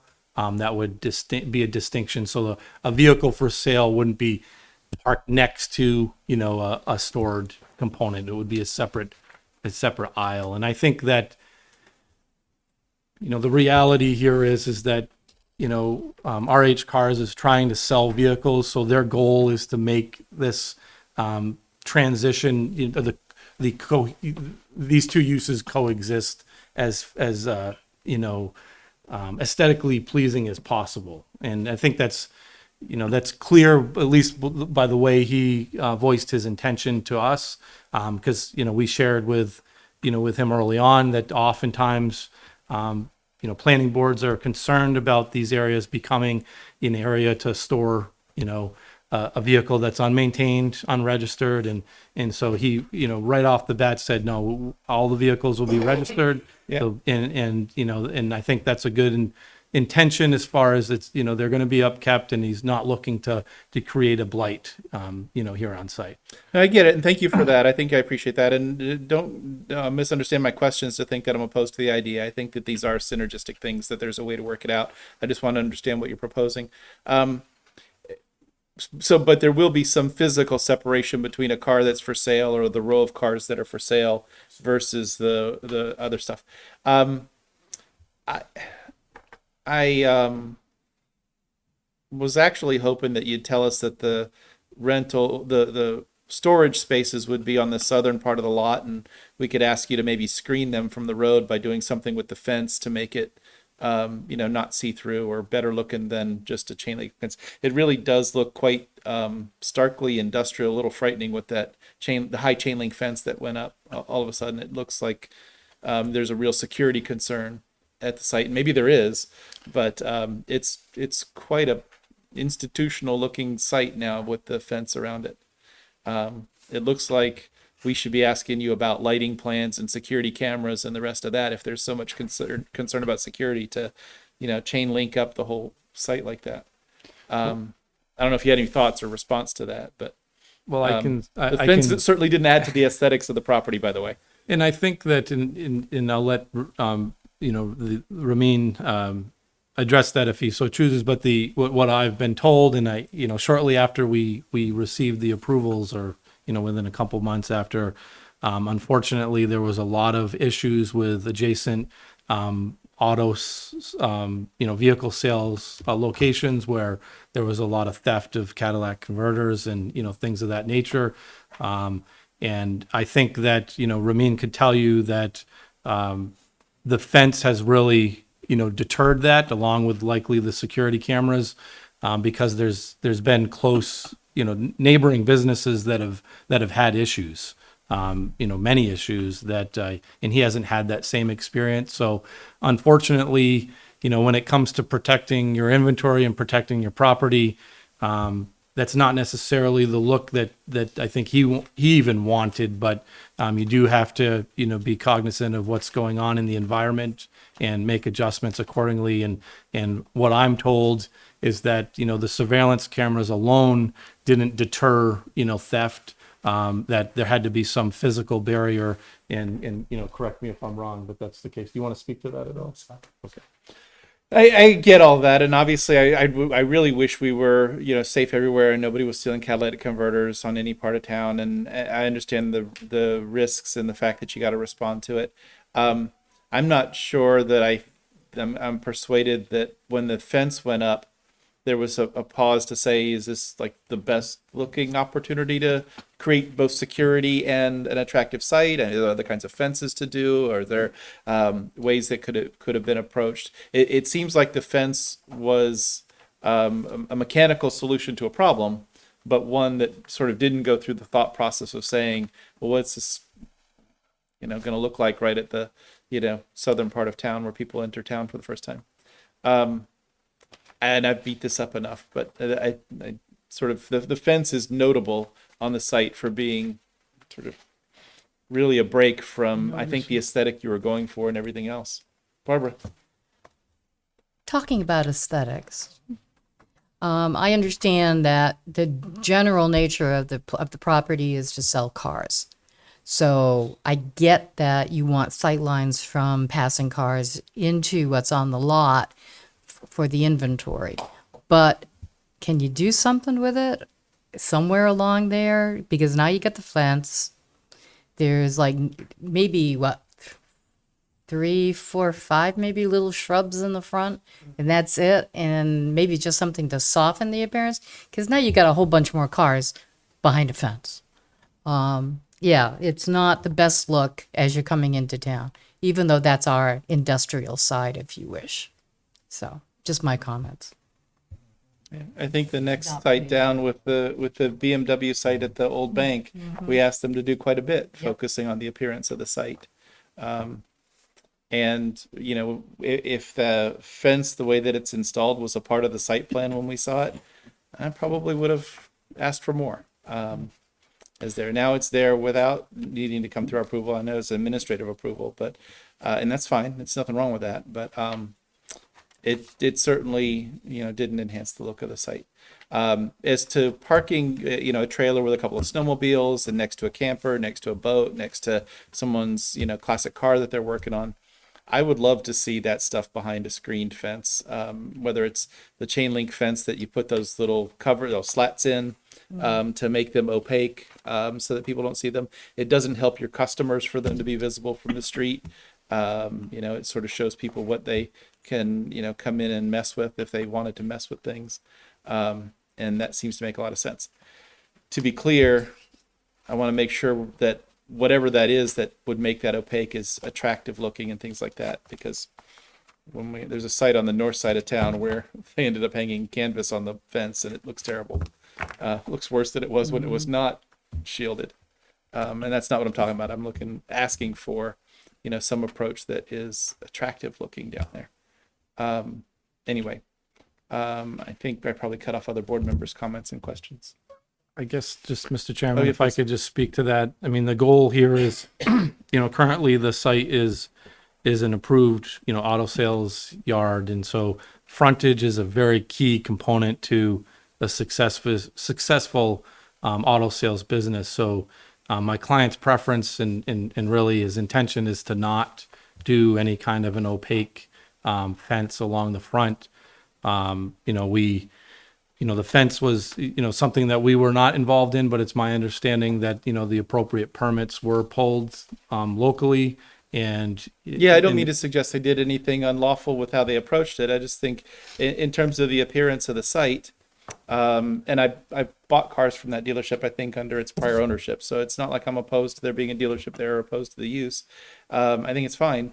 It's just not a welcoming site anymore with that fence around it. It really looks like I would be nervous about being on your site if we've got a sort of, it feels like when you get near an airport and there's all these, little lots for the cell phone people to park, and all it is concrete and fences because it's almost right up on the street, a big tall chain link fence. And it maybe even consider designating the southern part of the lot for the storage and just kind of covering some of it from the street, or consider maybe where you want to place everything rather than, and if you're going to put your inventory along the front row, that's all I got. Just maybe just consider where you put it. Yep. So you can hide it. I know that we're not installing any new lighting, and you installed some lighting in this area the last time when we came around. Is that lighting plan available so we can see how bright that area is, and we can at least understand whether the new use is changes any thoughts we have on that lighting plan? I don't have that lighting plan available, but we do have, I mean, we could pass around there's live video surveillance of the site, and it's currently lit. I mean, you can see what the site looks like right now in looking at, a video camera that we could be happy to pass around. The lighting was installed per plan. It is bright and certainly addresses any security issues. And so we're not proposing any changing to the lighting, so I didn't come tonight prepared to, show a lighting design, but it was installed per plan. Yeah, I don't mind if you want to pass around the video with the thing. I think it'd help.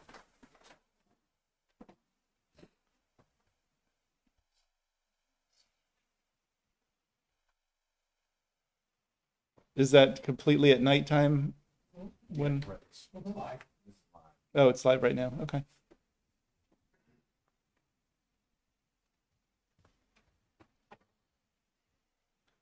Any little critters running around? No, I'm just trying. She's seeing the orientation. It starts from the building and looks outward. Down south.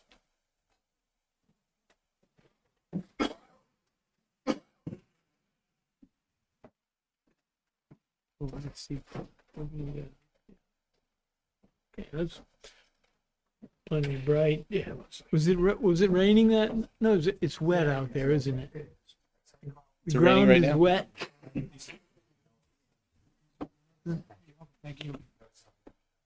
But the ground is wet. It's not.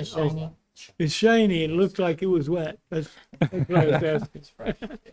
Okay, thank you. Thank you for doing that. I know that won't show up in the record because it's a thing that was passed around, but we'll survive that piece. Okay. I don't want to beat the drum about the fence anymore. What does everybody else have? Any other questions or comments? I had one more. I wanted to establish the management of this area and everything is from the existing building. Is that right? Like the office, if somebody wants to rent a space here, they work with the office that's already existing there, and they're working through the people that are there. Is that? That's correct. That's correct. Okay, Yeah. I just wanted It would to be through RH Cars. I mean, this is not a primary, okay. Business. It would really be kind of secondary to the vehicle sales. Yeah, it's not truly standalone. It's part of the Right. R&H business. No, Thank but you. I promise you it'll be full. It's a high demand for people to store their, campers and boats and trailers. So and we've stuff. heard. So we've heard, right? Yeah, they build them all over the place. Yeah. Everywhere we look. Other comments or questions? Are there any abutters or citizens who wish to weigh in? Come on to the microphone. Introduce yourself and tell us what's on your mind. Yes, my name is Bill Fallon. Live on Merrimac Drive, and I just have a concern about delivery of vehicles. A while back, there was a couple of instances where they had car carriers that parked in the middle of the street and unloaded in the middle of Daniel Webster Highway. Okay. And I didn't know if he had any plans to contact the carriers, make sure that they can get in to his lot, or so that they don't park out in the street and cause a safety hazard. Okay. Thank you for your comment. We'll ask the applicant about it. Are there any other abutters who wish to weigh in? Okay, we'll close the public hearing. I know that the car carrier was a part of the dealership business, but certainly the expectation is that your delivery's got to come all the way on site. And I know it's a challenging site; they'd have to sort of pull in and then back up to get out. But other than that comment, sort of just be aware that the intention is you should have your delivery trucks all the way on site. Yeah, absolutely. The site has been designed to accommodate them coming in, so our client will convey that with anybody that's making deliveries. They are supposed to enter the site. Yeah, and I hope you get a lot of deliveries there. I think it's some of the area looks like cars are harder to find, and I hope you find more. I believe he hopes he does as well. I know it's challenging. I know it's a really tough time to be in the car business. So just to try to summarize what I've heard from the board, that you probably are looking at a couple of additional precedent conditions. One, to be labeling that the storage use would take place in the parking lot on lot 18-1, and that if there is to be vehicle sales on 18-1, it would be in the front row adjacent to Daniel Webster Highway. Then we would have general conditions regarding that only registered vehicles would be stored on the site, no portable storage units, and no vehicles under repair from the site or otherwise off-site. Did you say licensed? Yes, no, registered, yes. And then I think these are already in your conditions, but update this site plan to show existing conditions. These are things that weren't in the staff memo. Yeah, the fence and all that, put that on there. Did we decide on the oil gas sand separator? That would be part of Public Works comments, which is covered by the memo. Okay. So, I am in favor of that in spite of whatever's happened in the past. Board members, do you have any strong feelings on whether the fence, at least on the storage part of the lot, should be made opaque or otherwise altered, or it is what it is? Okay, fair enough. With that in mind, there's everything seems to be teed up for a potential motion if the board's willing to make one. Two motions. One would be for the waiver of full site plan review. And then on the motion to grant the approval, don't forget to include the finding portion of that recommended motion. Okay. Is there a motion to waive full site plan review? So moved.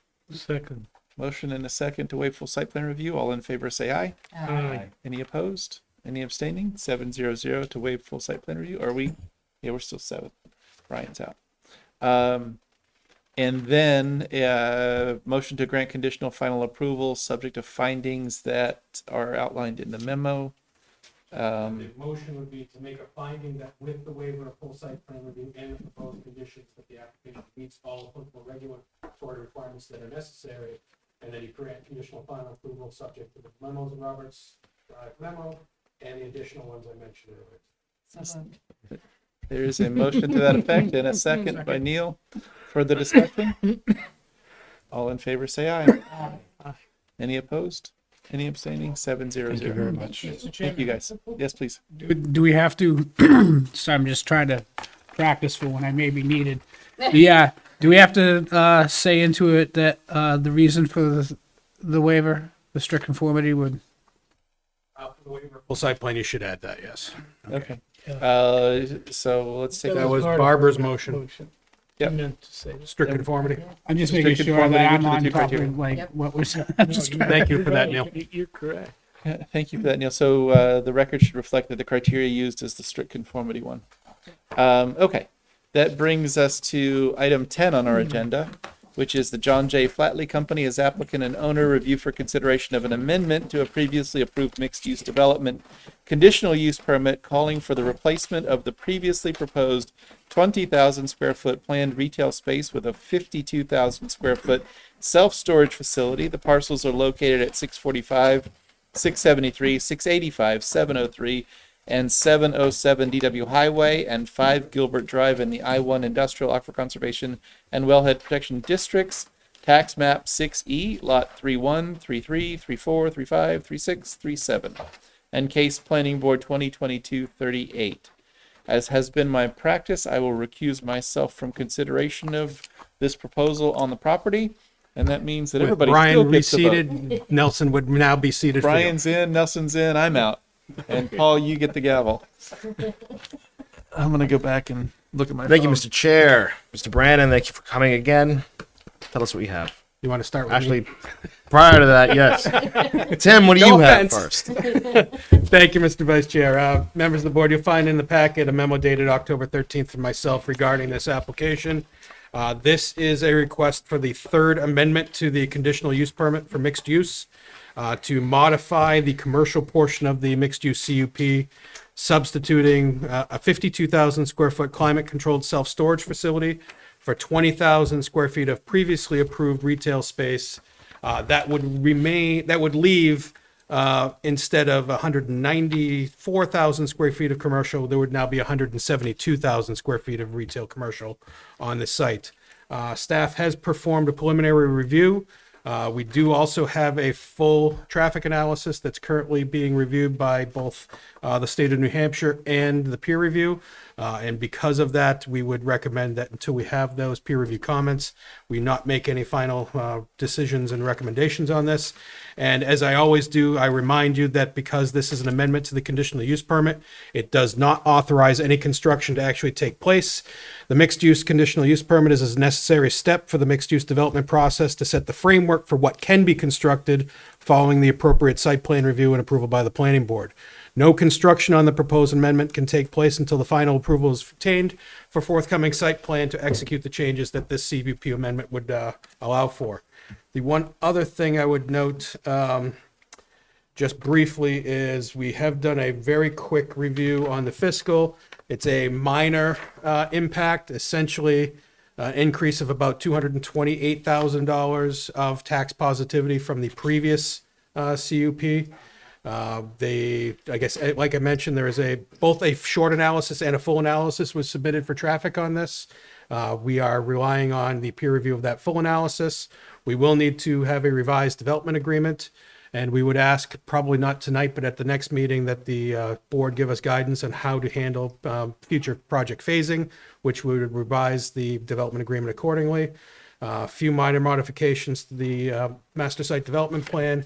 And then two other things I want to make note. One is that on the master site development plan, the square footage of this facility is noted as 73,442 square feet, whereas the public notice and all other application materials are noting it as 52,000. If 52,000 is not the correct square footage and 73 is, then we will need to renotice this because it's a significant change on what was noticed from the public hearing standpoint.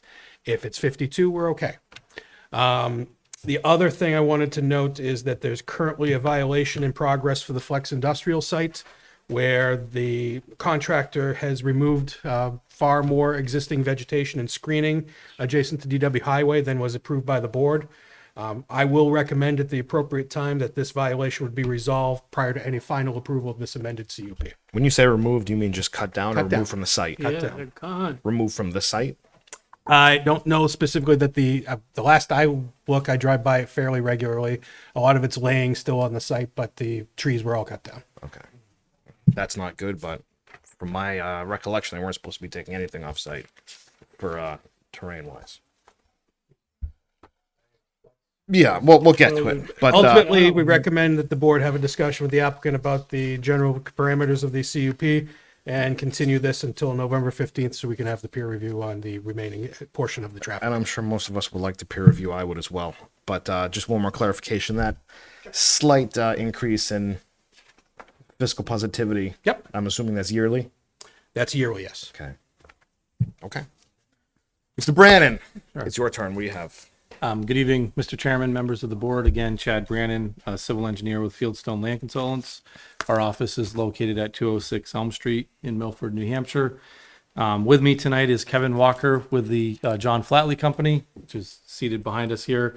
And then Scott Thornton, who is the project traffic engineer with Vanessa Associates. We are before you this evening seeking an amendment to the approved conditional use permit.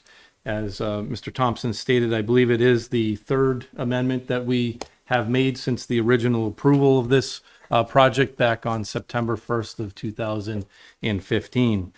This permit has contemplated a mixed-use development consisting of industrial, multifamily residential, restaurant, and commercial retail uses over tax map parcels 6E3-1, 6E3-3, 3-4, 3-5, and 3-6. The collective area of these parcels contemplates or consists of rather approximately 149 acres of land, and the properties total approximately 4,300 linear feet of frontage along Daniel Webster Highway. The property is located on the east side of Daniel Webster Highway, just north of Hilton Drive and approximately 1,350 feet north of Bedford Road.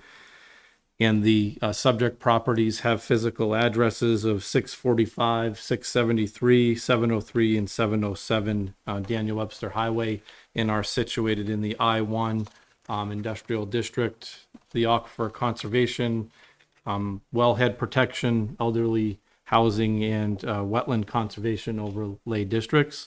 I think everybody here, or many of you anyways, are familiar with this project because of the number of times that we have been before you for conditional use permit approvals, but also site plan approvals. The subject property is currently under construction for phase 2 of the conditional use permit, which consisted of 100,000 square feet of flex industrial space. That site is situated here, south of the St. Cobain and the shared entrance with St. Cobain here, which is the signalized entrance. Again, so this is currently under construction, and that's the site that Mr. Thompson was referring to relative to a current violation that we're working through. Phase 1 of the conditional use permit consisted of a multifamily housing development that included 5 multifamily residential buildings and a clubhouse, known as Gilbert Crossing. That portion of the site development is complete. You may recall that we have been before the board and ultimately obtained approvals to expand Gilbert Crossing with 2 additional residential buildings. That's currently approved for future construction. We're actually working on addressing precedent conditions right now as we've secured final state permitting and so on for that portion. Currently slated for phase 3 construction would be this high bay development here, just below the climate control self-storage building that we're proposing. So this high bay building here consists of 120,000 square feet. Again, that was approved through the site plan review process. We are currently working on addressing final precedent conditions with that project and should be finalizing that through the site plan approval in the next couple weeks. So that brings us to the modification that we're really here tonight to talk about, which is this area here. Originally in this area, situated just north of the shared intersection with the St. Cobain building, we had commercial retail buildings proposed. What we're proposing here to do this application is to essentially replace the commercial retail buildings in this location with a climate control self-storage facility building. That building would be 52,000 square feet in size, so we can take care of the area conflict. Our client constructed a 73,000 square foot building in Nashua. So that was just a carryover area, same exact footprint, but 1 story higher. So this is a 2.5 story building consisting of about 52,000 square feet in size. So no need to renotice or anything, but certainly appreciate staff catching the typo on the plans. Luckily that didn't carry through into the reports accordingly.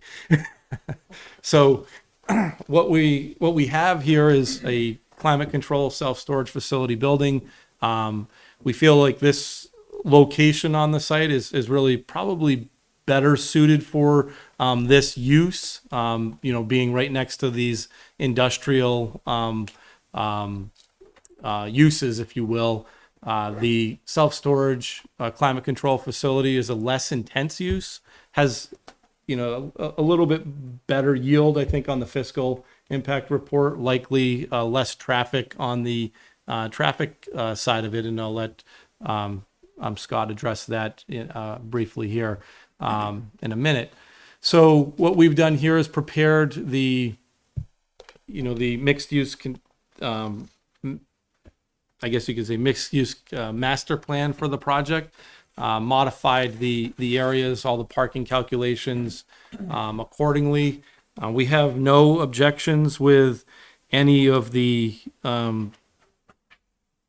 recommendations outlined in the staff memo. Obviously, they are recommending a continuation this evening, but we wanted to come before the board, take this opportunity to present the project, get any feedback that you may have, and hopefully, come back for a final approval shortly. We would ask, if at all possible, that we have a active construction site where unfortunately some additional trees have been cut.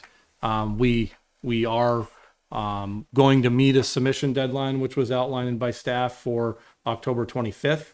We'll be coming back before this board with a modified landscaping plan to mitigate, so the trees that were cut. Unfortunately, there was an issue, obviously a conflict with the plan. We would hope that the board and staff, and I haven't reviewed this with staff yet, so I'm kind of putting this out there now for consideration, that maybe that resolving that particular issue could be tied to the certificate of occupancy or something of that nature with the flex site, so that we can at least proceed with this conditional use permit process and ultimately a future site plan review. Nothing will be built anytime soon as it relates to the process that we're before you with. There is an active construction site going on. Buildings are being built. Certainly that is going to be remedied because and I think by default we wouldn't be able to be given a certificate of occupancy with a violation issue, but we would ask that maybe some consideration be given to that being attached to that site so that we can proceed accordingly before the board. Just, Mr. Vice Chair, if you don't mind me clarifying that, I'm not looking for the final landscaping to be installed to address the violation before final approval. What I'm looking for is an approval from the planning board for the amended landscaping to be in place before the final approval of the CUP. Okay.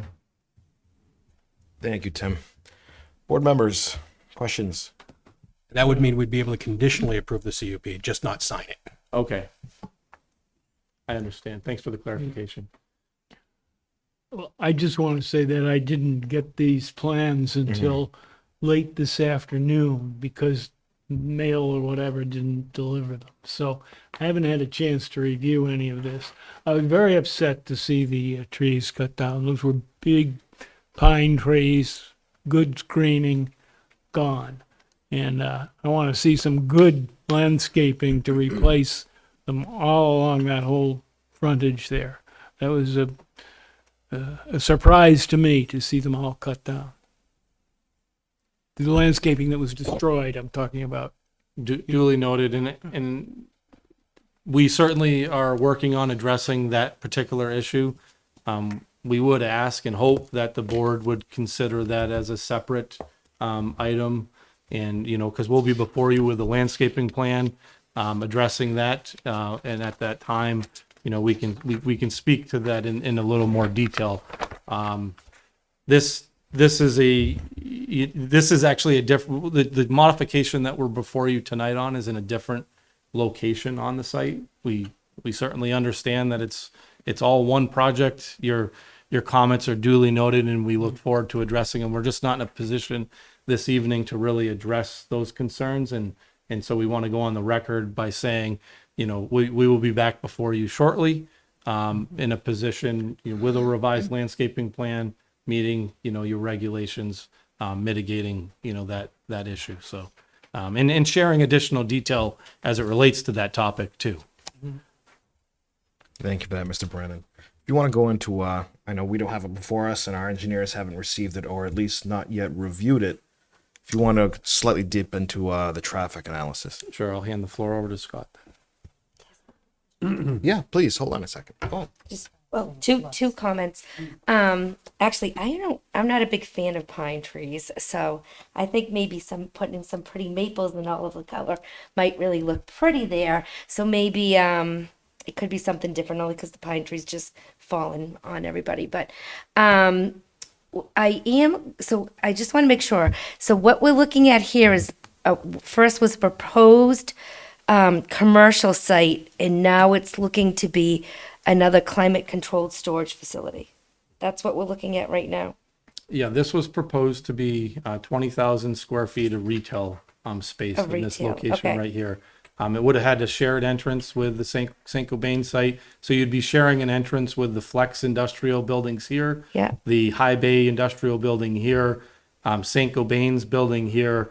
And so the thought was that, this area here might be better utilized for a climate control self-storage facility. And then we would do all of the commercial retail development in this area here, which is the area that we're looking at providing that the majority of that commercial retail. So we would be looking to kind of provide that use in one location on the site. But we're not looking at that tonight, is that right? Well, Right we're now. not proposing any changes to this, so this is already the approved portion of the plan. But certainly it's one big plan, so I just want to speak to other elements that were previously approved. But you haven't added any retail in here. We did not add any retail in there. Okay. No. I mean, we're generally looking- speaking, I mean, just from a climate standpoint, retail space is difficult to fill right now. Yeah. So this, we believe, is, more than adequate area of retail based on, market conditions. And that's, again, part of the reason why we were looking at, making this change. Not to mention, the John Flatley Company has done, self-storage buildings and other mixed-use developments in their, kind of portfolio.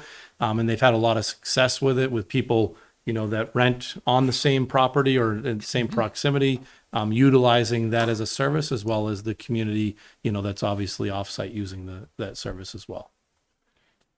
What do they look like? Are you going to show us what they look like? Because it doesn't, just the appearance of those buildings are just basically blank walls, right? Are you talking about the retail portion here, Nelson? No, I'm talking now about the new place he's proposing, the self-storage. Yes, that detail comes when we get to the site plan review portion of the project. The conditions on all of this project, there's been no architecturals during the CUP. Those come during the formal site plan review. Understood. Thank you. So I just have one more question. So is there a need for another storage unit in Merrimac? I feel like what we're building is apartment building storage unit going all the way down One to end W. to the other. But I know. If the market is there for them and the regulations permit them, That's fine. yeah. Okay. Not to mention, I mean, you don't have much storage in an apartment building. If all we're building is in apartment buildings, then Of course those you people need don't have storage. garages, they don't have attics, they don't have basements. So it is what it is. Ms. Healy. Well, when I was in the Army, I had a lot less space than that.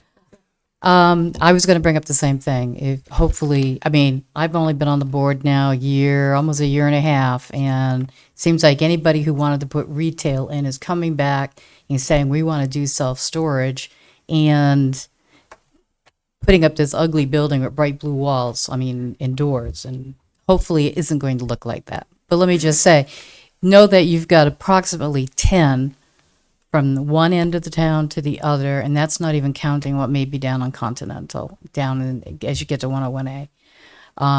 Just be aware of that if you haven't done your market research. Yeah, If retail doesn't suffice, I'm not sure another self-storage unit will. But again, I expect that this will blend into the rest of your complex, and that you don't have any bright colors on it that you can see from outer space in the space station.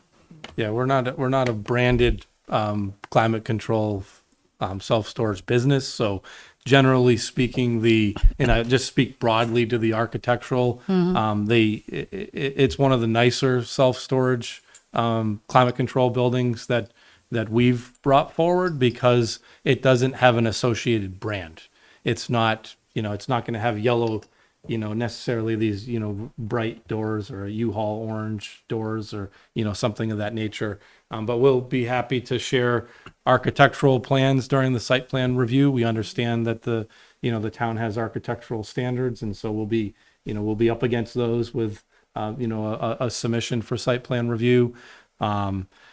Certainly the John Flatley Company, they do their own market study. I'm not a market expert, so I can't speak to what that is, but if they're telling us that they want to, bring this use to this property, I can assure you that work has been done, and we're carrying forward on that basis. I don't know if you want to speak to that at all, Kevin, or? I know it's not part of the process. I do have some pictures. Mr. Walker, if you could Microphone. Yeah. introduce yourself as well, please. Sorry, Kevin Walker, John Flatley Company. I understand it's really not part of this process, but I do have some pictures if people want to just take a quick look at our Nashua facility. We can wait till you do the site. Okay. Yeah. Yeah. Thank you. Bill. Thank you. Thank you for offering. All right, Mr. Brandon, we can move ahead with your traffic study summarization, please. Great. Thank you, Mr. Chairman. For the record, Scott Thornton with Vanessa and Associates. We prepared traffic analyses for the project, and we have the short traffic analysis, which is a few pages, and then we have the not so short traffic analysis, which is A lot significantly greater. And as Chad was mentioning, certainly from a traffic perspective, the self-storage facility would be either similar or maybe reduction in traffic generation as compared with the retail facility. We have incorporated that project into the larger traffic study. Looking forward to working with the town's peer reviewer on their review of the project and addressing any questions or any issues that they have. But, from a traffic perspective, I agree that it's best to keep these types of industrial uses similar or in a similar location, whereas the retail might not have been the best. This area may not have been the best area for the retail component. But we meet site distance regulations or requirements for that driveway, and really in terms of traffic generation, it's minor. We're talking half a dozen to a dozen peak hour trips associated with this facility, so not something that's likely to be noticed once you get past the driveway. I think that's really it for a short thumbnail sketch of traffic. And again, we look forward to working with the town's peer consultant as we move forward. Thank you. Thank you. Board members, any questions for the traffic analysis? I am aware that we're most likely waiting to see our engineer's feedback, but as long as we have Mr. Thornton here with us. Well, I guess I'd wait to see that. I'd like an overview of what you've analyzed. What are the big changes here? This was a retail space and was a certain generation, and you've changed that. I'll just from the staff perspective chime in.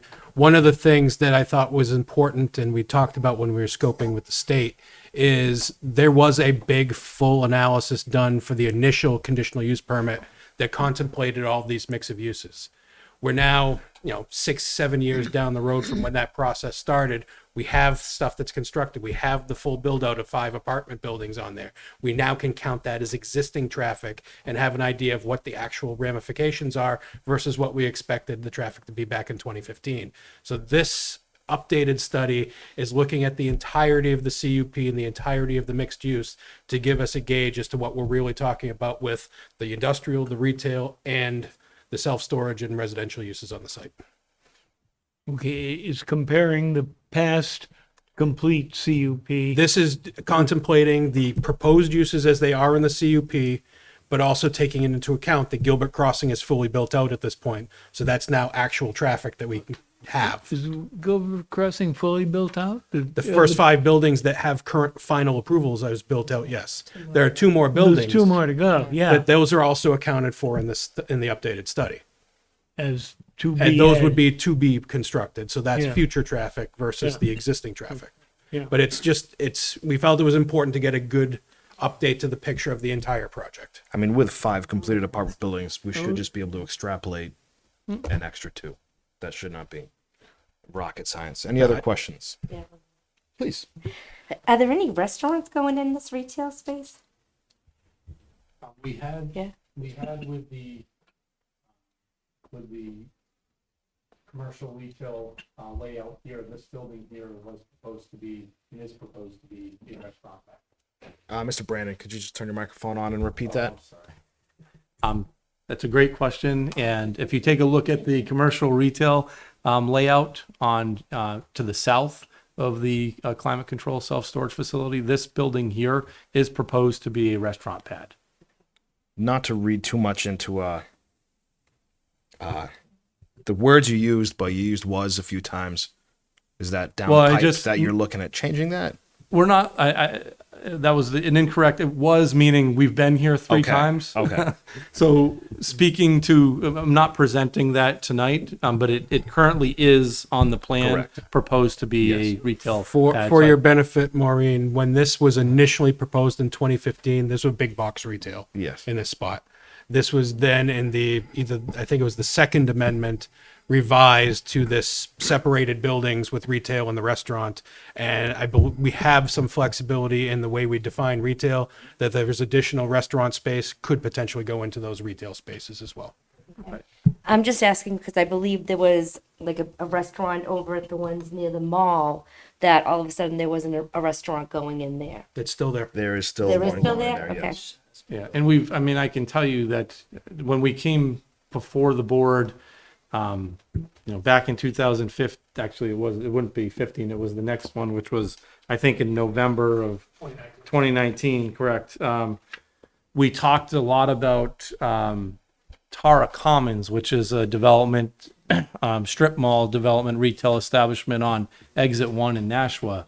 And there still is a vision to do that type of development here. And so what you may have is, we're showing a detached restaurant pad, but similar with Tara Commons, there's a couple restaurant uses inside those, the strip mall, if you will, and we would anticipate a similar layout. So although we're allocating one separate restaurant pad on this plan, there certainly could be some food businesses inside the layout as well. I'm sorry. Yeah. Thank you. We're bringing all these people here to Merrimac in these apartments, and there's nowhere to eat. So thank you. And that's part of the reason I don't think you were on the board back in 2015, but at that time we had the commercial retail further to the north, and we ultimately pulled that closer to the residential component when we got rid of the big box. And part of that was because of the walkability and, somebody maybe walking to a restaurant or walking to, one of these, commercial retail establishments that it could be next door, and walkability was a key factor when we were looking at this master plan layout. So it's a good question. Thank you very much. Board members, any other questions? Just for the record, if we do move ahead with this amendment, how much square foot of proposed retail will remain on that site? I don't know if you have that number instead of me trying to. 172,000. Yeah. So, thank you, Tim. Okay, thank you. It's in my memo. I read all of your memos every week, Tim. Board members. But after about 5 of them. That's right. All right, so board members, staff does recommend that we continue this, given that We do need to not- open the public hearing still, though. Oh, do we? Okay. Given the time is 10:05, I'll now open the public hearing. If any members of the public wish to step forward, say anything on this matter. Not seeing any takers, so I'm going to close the public hearing at the same time. Thank you. Board members, once again, knowing that staff recommends that we continue this matter until we have some feedback from our own engineers. So moved. So moved. Second. Seconded. Do we have a date? The date, I believe, November was 15th. November. Yeah, the same meeting. Oh, boy. November the what? November 15th. So the same one Okay. we moved the. The other Does that second still stand, Mr. Disco? Yes. Yes, that's a motion made by Ms. Healy and seconded by Mr. Disco. Any further discussion? All in favor of the continuance, say aye. Aye. Any opposing? Any abstentions? That's 7-0-0. Yeah, 7-0-0. Thank you, Mr. Brandon.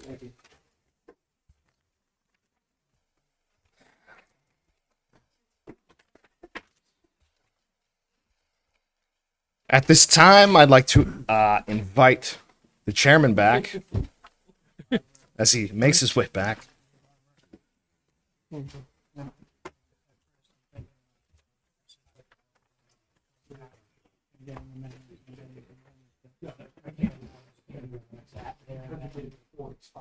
Another warehouse. Yeah. Just go ahead and run it out the rest of the way. I was thinking about that. It wouldn't be a bad result. Before we go on to the next agenda item, does anybody who hasn't been recused need a bathroom break or something? Well, or has everybody had a turn? Yeah. No takers. Okay. Bathroom break? Take 5? Oh, no. Nobody needs 5? Given Okay. that we're going to be doing this for a little bit, it might be worthwhile if you need to. Yeah. Although in this part of the discussion, if you ever need to get up or whatever, just get up when you need to go. Okay, so before we go on to item 11 on our agenda, let's circle back to our We gotta do the public hearing for the town's CIP. Yeah. Okay. Let's. Can you put the lights on? Yeah, somebody hit the light switches. Thanks.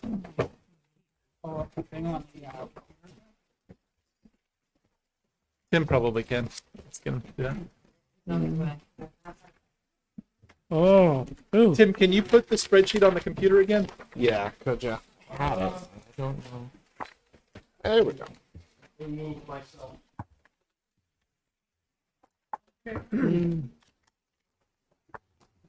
Where did that go?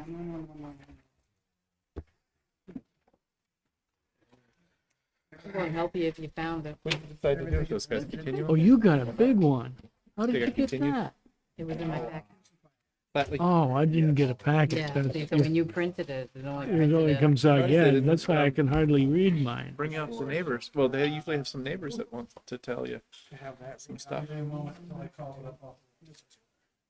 course. I'm glad we don't get creative.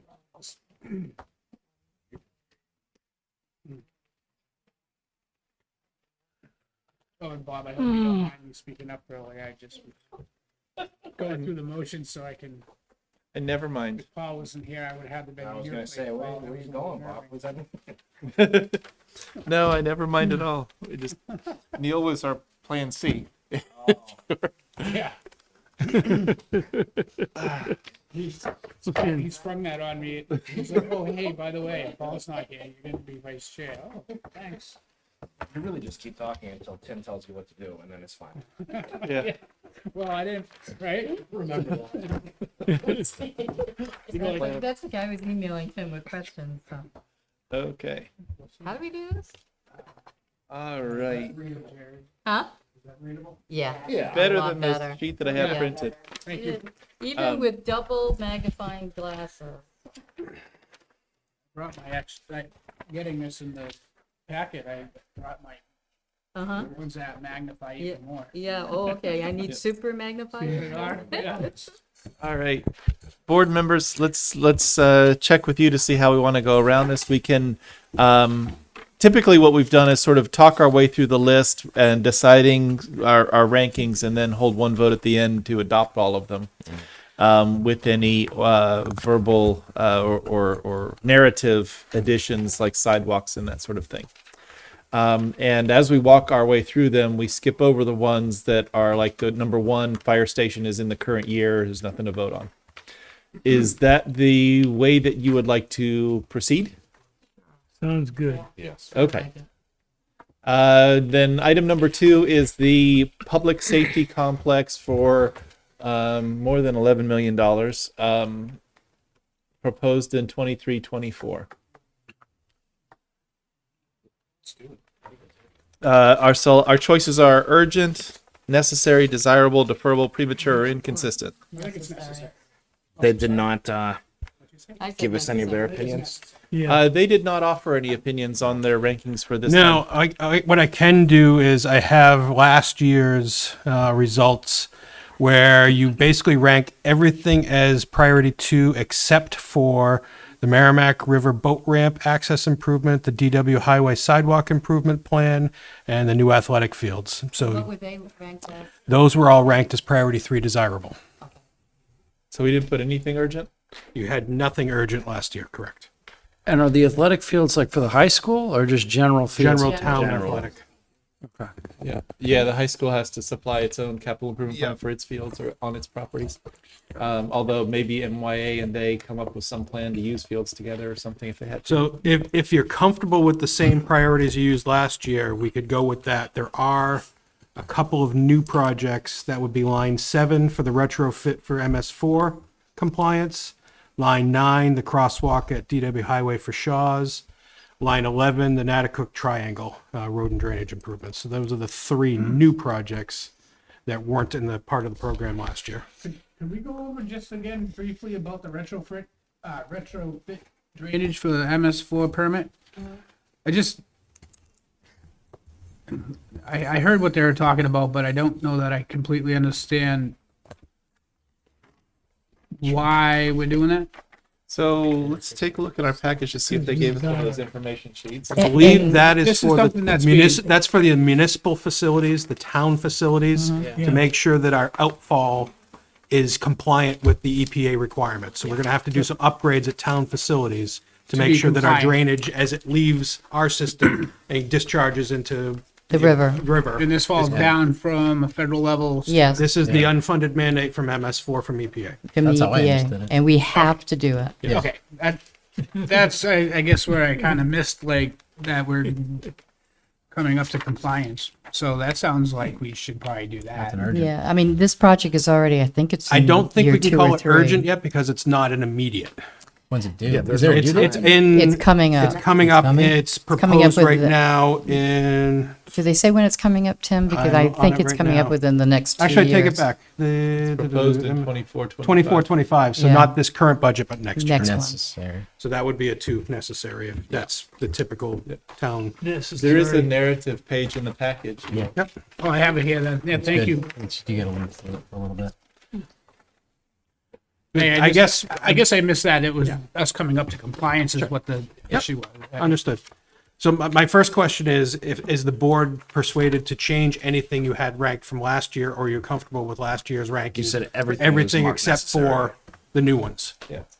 Well, what was the one about the crosswalk again at Shaw's on That one, DW North? that is new. That was a request that came in front of the Highway Safety Committee recently. Several residents in that area talked to us about the fact that there's no sidewalk over on the other side of DW across from Shaw's. There is an actuated cross signal to cross the driveway itself, but nothing to cross DW Highway. And there's a fair number of people that do come up from those neighborhoods. From those houses down below. Up to go to Shaw's. So that was Okay. brought to our attention at the Highway Safety Committee. And as a committee, we voted to recommend that it move forward through the process with CIP and the council. I do see a lot of people standing there waiting to cross. Right. Yeah, and at running the lights. when the light changes the right way. Yeah. Yeah. I certainly support the concept of it, and I think I'm glad the safety committee moved it forward. Can't quite hang urgent on it. There cannot be Now, delayed, the needs immediate, that design sort of money thing. would come in the current budget. Construction would be anticipated in 25, 26. This is the north end shot, That's right? Yes, the So DW. would that be desirable? Right now. Desirable? I think so. Okay. The old Desirable? Desirable. I would call it necessary. I mean, I would you call it definitely- necessary. You definitely Yeah. have pedestrian traffic there, and it needed improvement. Consensus necessary on that? I can, yeah. Necessary. Yeah, I think it's necessary. I think it's always funny when we talk about pedestrian traffic and what will there be. They haven't built the facility for pedestrians yet, but we can't, I mean, like if we were looking at an empty field saying, well, there's nobody driving cars here, why should we build a road here? And there was Gotta build a another, road. The other, It's true. If you build it, they will come. Yeah. the other new project was the Nautical Road Triangle for Thank drainage you. and road. That is out in year 28, 29. So I think that's probably one we want to call desirable. I would call it desirable. Desirable. yeah, Yeah. because I think there's a drainage problem there as There is. well. Yeah, Yes. that they have to correct because it floods all the time. That's the Nautical Triangle? Yeah. Yes. Yeah. That thing's a pain. I tend to think of urgent as being like failed bridges or broken pipes Right, yeah, or, it needs you to be know, done. asbestos discovered in a building or Correct. something that you just got to take care of. And For although, example, the PFAS remediation for MVD was an urgent. yeah, Yes. yeah, I definitely support that. Of the things listed here, I don't think that there's any one on the list that I feel strongly about making urgent. I think the closest call is the public safety complex, but even then, Yeah. it's been noodled on for a decade. And Which? And The public safety and complex. as Number one. Yeah, I mean, Kyle and Paul alluded, they know about how many square feet they need. I mean, and how many acres. For the complex. It's a lot Yeah. of acres, yeah. And Oh. we don't have a lot of all big it is. plots like that left in town. So I mean, It's there are like a some. Flatley, they got- There are. Well, I am not at liberty to discuss which properties are being considered. so, anyways, you know, it's needed, but Yeah, I don't think that I could call it. I think ultimately I don't know that there's anything that really has shifted from priority from last year to this year unless the board sees anything yeah. that needs to be shifted. Like I said, the only things that weren't necessary were the road, the boat ramp, the highway, the DW highway sidewalk tap application, and the new athletic fields. That South Fire Station, is that just a retrofit or is that to demolish the current one and to rebuild it? That is open. It's going to be part of the study that's currently ongoing with the study to determine the public safety needs for the town in general. That's one of the things, we still have money from Merrimac Premium Outlets, their contribution from when they built that facility. How We've long got- does that money hang in? That money is As hanging long in as there. we need still it have to- $385,000. Because it was not an impact fee, there is no requirement for us to return it after 6 years. It was an exaction. Okay. It was negotiated, and it's part of a development agreement. So Yeah. we do not need to return it. So this study he was referring to will actually look at census data as well as retail, you know, and commercial business, industrial, and where the fire station should be. Need to be. And my Not department, where it is. My department met with the consultant to go over growth projections, Yeah. where things are happening and things of that nature. So it's going to tell us where it's best suited.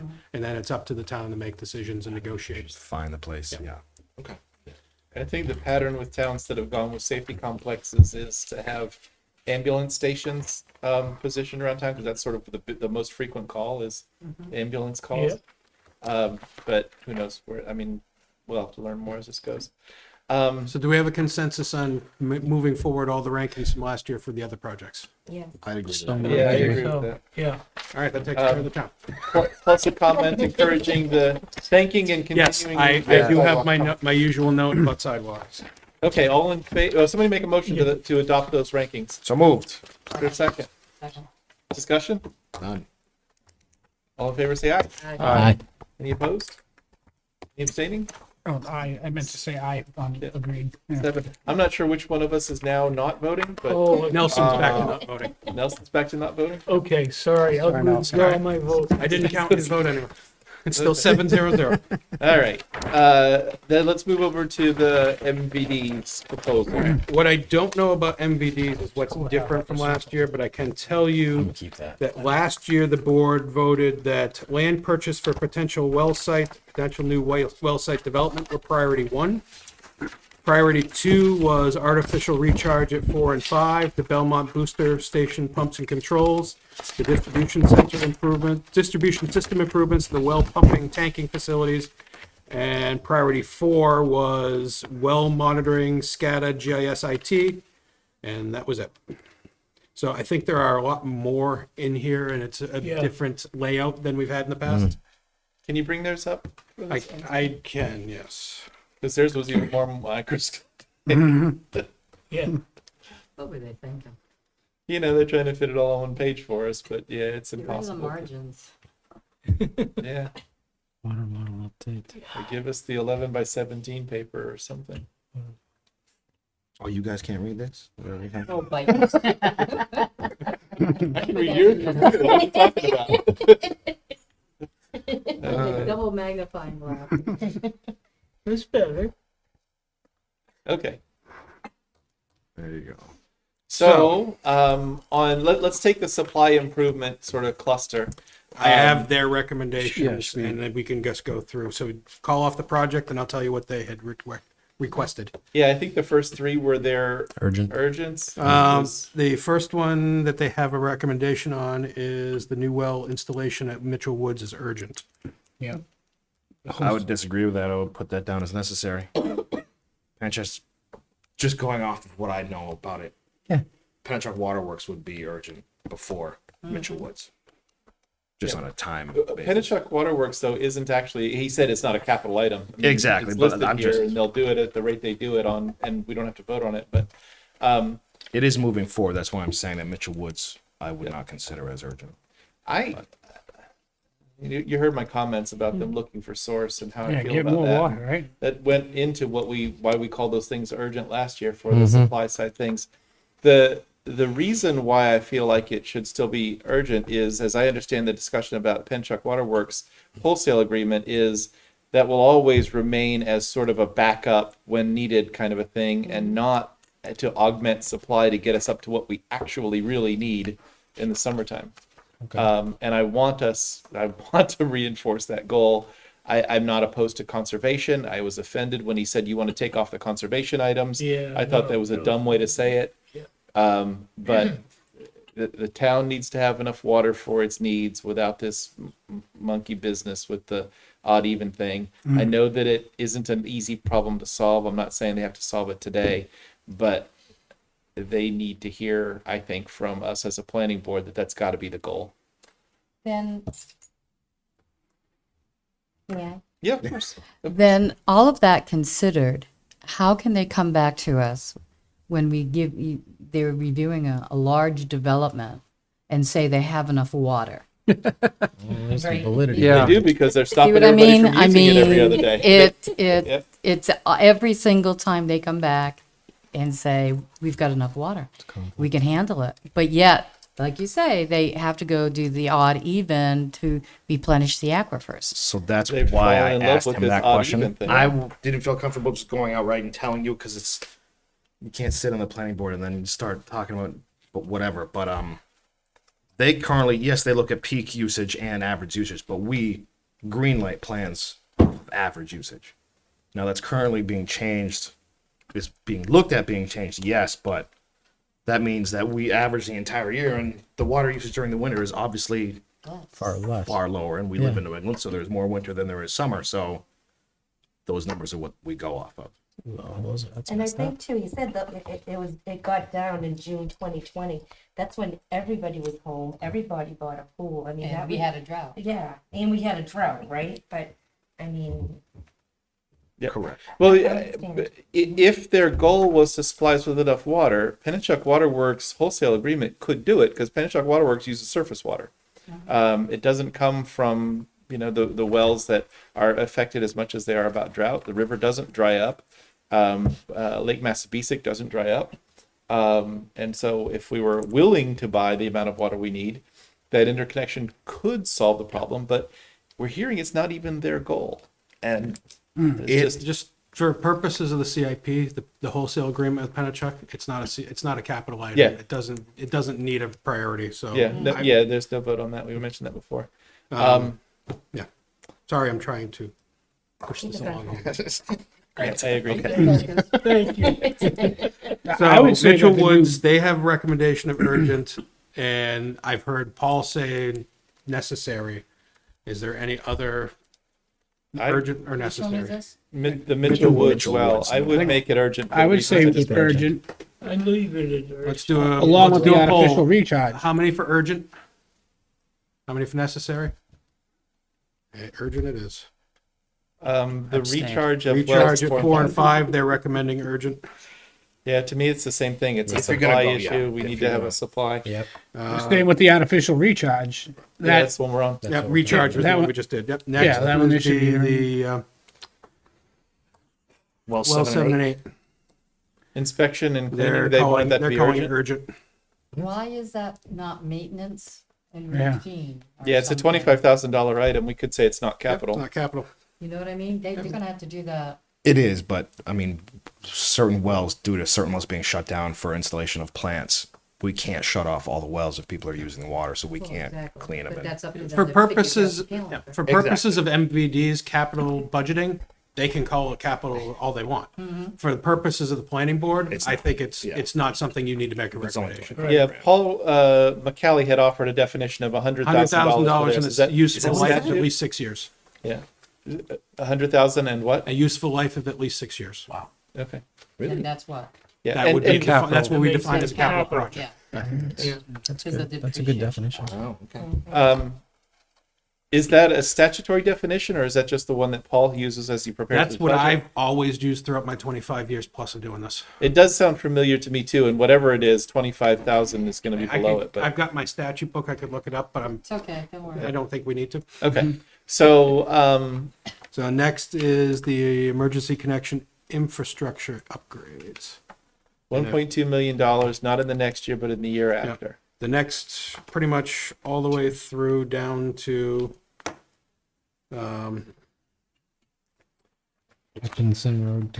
basically down to the portable pressure pump service. Is all He's got them all necessary. as necessary from this point forward. Okay. I'm fine with that. Yeah.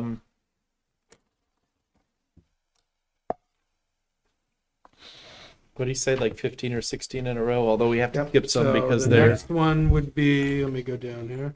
I want to touch the screen and move it up. I'm looking for a mouse and I have to use this stupid touchpad. I'm trying to. Tim, did he say he moved the water Make it module bigger. update to this year? Sorry, no. Did he say he moved the water module update up to this year? That got pushed up? What is? I have a I don't note that he recall. said he removed the water module update hydraulic to this year. Which line on it? Well, we don't have. Oh, I don't have a number. It's under storage tank and Yeah. distribution system. I think he said he moved that up to this year. Water model. It's also $20,000, so it's too small to rate. Okay. Fair. So we're down to, starting with the portable pressure pump service they have as desirable. Where is that one? That's the Equipment. last one Equipment. under storage tank and distribution. What's the dollar amount? I don't even see that. That one's 100,000. out a couple of years 27. and it is $100,000. He wants that to be necessary, Desirable. desirable, 4 to 6. It's certainly where they put it on their agenda is 4 to 6. Mm-hmm. You know, he only briefly talked about it, and if that's where they put it in their budget, I'm sort of fine with their recommendation. The two under town coordination projects with no numbers, I would say we don't consider those necessary to have a priority on them. Yeah, And 'cause they're it's- all ongoing they're anyway. doing is piggybacking on DPW. Yep. They open a road, they're in there. Yeah, I mean, if they're putting aside some capital to be able to jump into those unbudgeted projects, that's a thing, but this can't be a plan if there's no plan. Yeah. I mean, there's nothing to vote on, right? Then the other two, the distribution system improvements and the well tank and pumping they have as desirable. Okay. Yeah, I'm fine with that. Is it odd that there's no Agreed. escalation annually? They're just going to budget that amount indefinitely with inflation and Generally speaking, in a CIP, you do it that way because you review it every year and you update the numbers each Okay. year as you move forward. I just thought that was odd. Yeah. It is a little odd. We do focus on that next year because that's really the only actionable year anyway. Okay. The rest of it is sort of like, let me put this on your radar. For the planning board's purpose, if I can get on my soapbox a little bit about capital improvements planning, from the planning board's purpose, this should be a 6-year thing where you're looking at the capital needs over a 6-year period and trying to do your best to set priorities and balance the tax impact to the residents over that 6-year period. We do it backwards in this town where it goes to the council first, it goes to the school board first, and it goes to MVD first, and then they say, oh, here you go. So our priorities are meaningless because the decision-making bodies have essentially made their decisions subject to the actual budget process happening in January and February. Yeah, and probably the most important thing that we're kept from being able to do is to say the town's spending $24 million this year, MVD's spending 1.6. This probably would be a good year for the school board to be light on their spend. This is why. Yes. Yeah, We're not doing the process in the right way. So. Yeah. I had such pushback back in 2012 when I proposed in the master plan process changing the capital improvements planning process that the school district literally had their attorney write me a letter. What? Really? Yes. You what? that they were, Yeah, I that remember the the planning letter. board School didn't have attendant the on the ability to dictate expenditures. It's a elected, that's does a not school what a board capital improvements plan is. No, and I spent several years in Londonderry, and to the point where it was one of the factors in me winning Professional Planner of the Year when I was in Londonderry, completely revamping their capital improvements process so that it went from just being a spreadsheet and numbers to an actual document that had descriptions of projects, what it was, the tax impact, the demographics of the community, the growth projections, and then we added in not only just the listing of where the projects are, but a list of tax impacts, a list of where the funding is coming from and how that impacts. There was multiple spreadsheets, and it had not just the town, but it was the town, the school. We didn't have a separate water, it was just the town and school there. But they were all in the same plan. It was a planning board document that a committee that was made up of planning board members, council members, school board members, and staff worked on over the summer, presented the plan to the planning board, and then the planning board sent the plan to the governing bodies. That's how it's supposed to work. So how you fix it? And I'll be pushing very hard for that again in the master plan in 2 years. Now, one of the things I just want to comment on, not only do I agree completely with Tim, but that's not just sort of a professional view of what would work best. No. That is literally what the statute says. It says. It's literally word for word what the statute says. All of these capital improvement plans are supposed to originate at the planning board, not come by us for a blessing. But But how are they we don't. supposed to know at this level of detail? Well, I think that's one of the reasons why there's this committee, like Tim talked The about, committee where does- you I meet with the recall school district and say, what's on your mind? The first year we went through after I revamped the process, we started the capital improvements plan committee meeting at 5:30 that night. Had everybody who had a project do a presentation to explain what the project was. We adjourned at 12:45 a.m. Okay. Yeah, That's what has to happen. It would literally take forever, but you got the chance to do things other than just, say, oh, they put down $1.5 million for a PFSA water main extension. Tell me about the project. What is it for? Who bid on it? Is that your real price? Is that just sort of a ballpark placeholder? You want to build a $10 million emergency complex. Tell me about the square footage. Why do we need that? How many people work there? How many trucks? How many police cars? And you'd go through it and you'd say, have you gotten your 3 bids? Let me see your 3 bids. What are the, and that would be what we could actually be a part of. That would be something. My thought too is, why would we do this with other This is ass backwards. other applicants tonight? Like, shouldn't this be like something we do just separate? Just separate. So Yes. we occasionally have and usually haven't done it that way, mainly because it isn't fair to an applicant to tell them you can't be on this meeting because CIPs are on this meeting. So they literally are Two still using applicants. my same template I used in Londonderry when I was there 12 years ago. Their committee is made up of town council, school board, planning board, budget committee, school board, planning board. The planning board is listed there. Introduction, population and build out, financing methods, capital needs, priority system, priorities by project, scoring and priority, summary of all the projects, the financing plan, the school projects. And this is what a CIP is supposed to look This is what like. they spend the summer building? What's that? They spend the summer building this? They start doing their committee meetings probably in June, and usually by August, they make a recommendation. They also have a March town meeting as opposed to an April town meeting, so it's a little different calendar, but still, this is the type of thing that I spent years Hats off to you, trying man. to This is cool. put together. This is impressive. Have to talk to your boss. I have. Oh, okay. It needs potentially charter changes, because we had to change the charter in Londonderry to do it. Okay. It does do that, although compliance with the statute is probably More think, important to me than well, a little challenging to argue that if the town didn't do the right thing, we can ignore the statute. That doesn't sound like the right outcome. Yeah. That said, and I'm not necessarily advocating that we do this, but as long as we're allowing them to bring us their already developed plans and we just pass them through and bless them, as long as we keep doing this, they're going to keep doing it. Yep.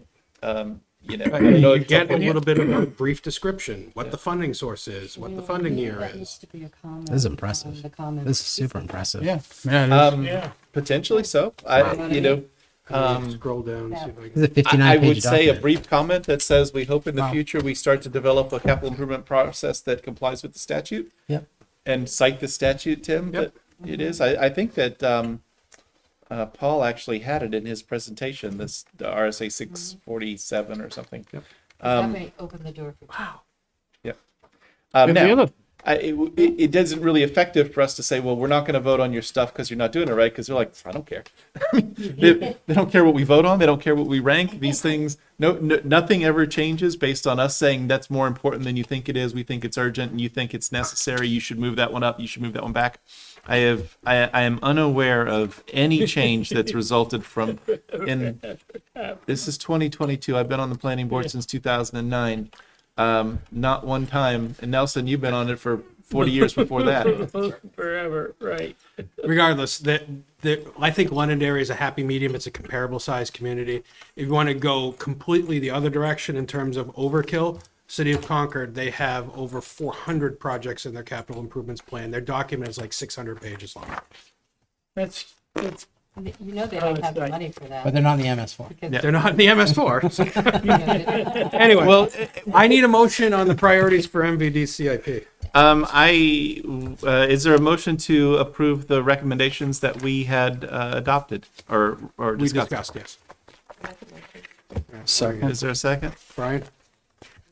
And that's Well, with what the we comments just about talked about, the RSA. And No, that's going to be a general thing I send. That doesn't need, I will do that on my own.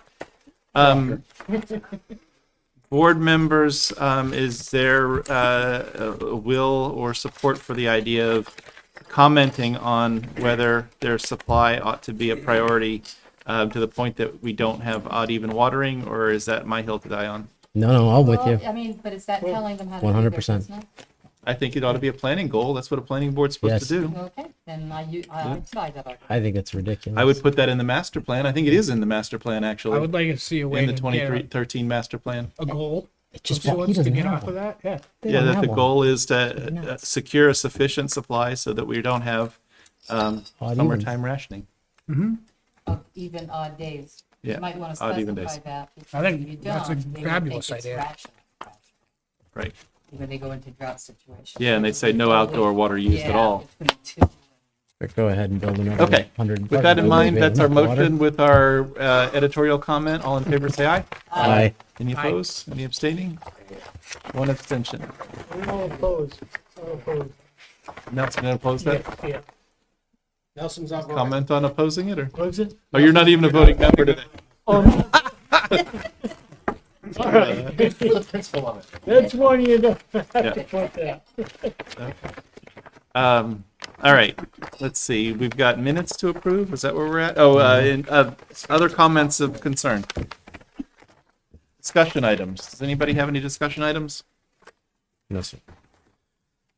Seeing none? Not in this All hour. right, approval of the minutes of October 4. Yeah, I read them. They look Here somewhere. pretty good. And just for the record, I know that the first line says September 6th. We've already made that change electronically. Okay. Okay. Oh. Is there a motion to approve the minutes of October 4?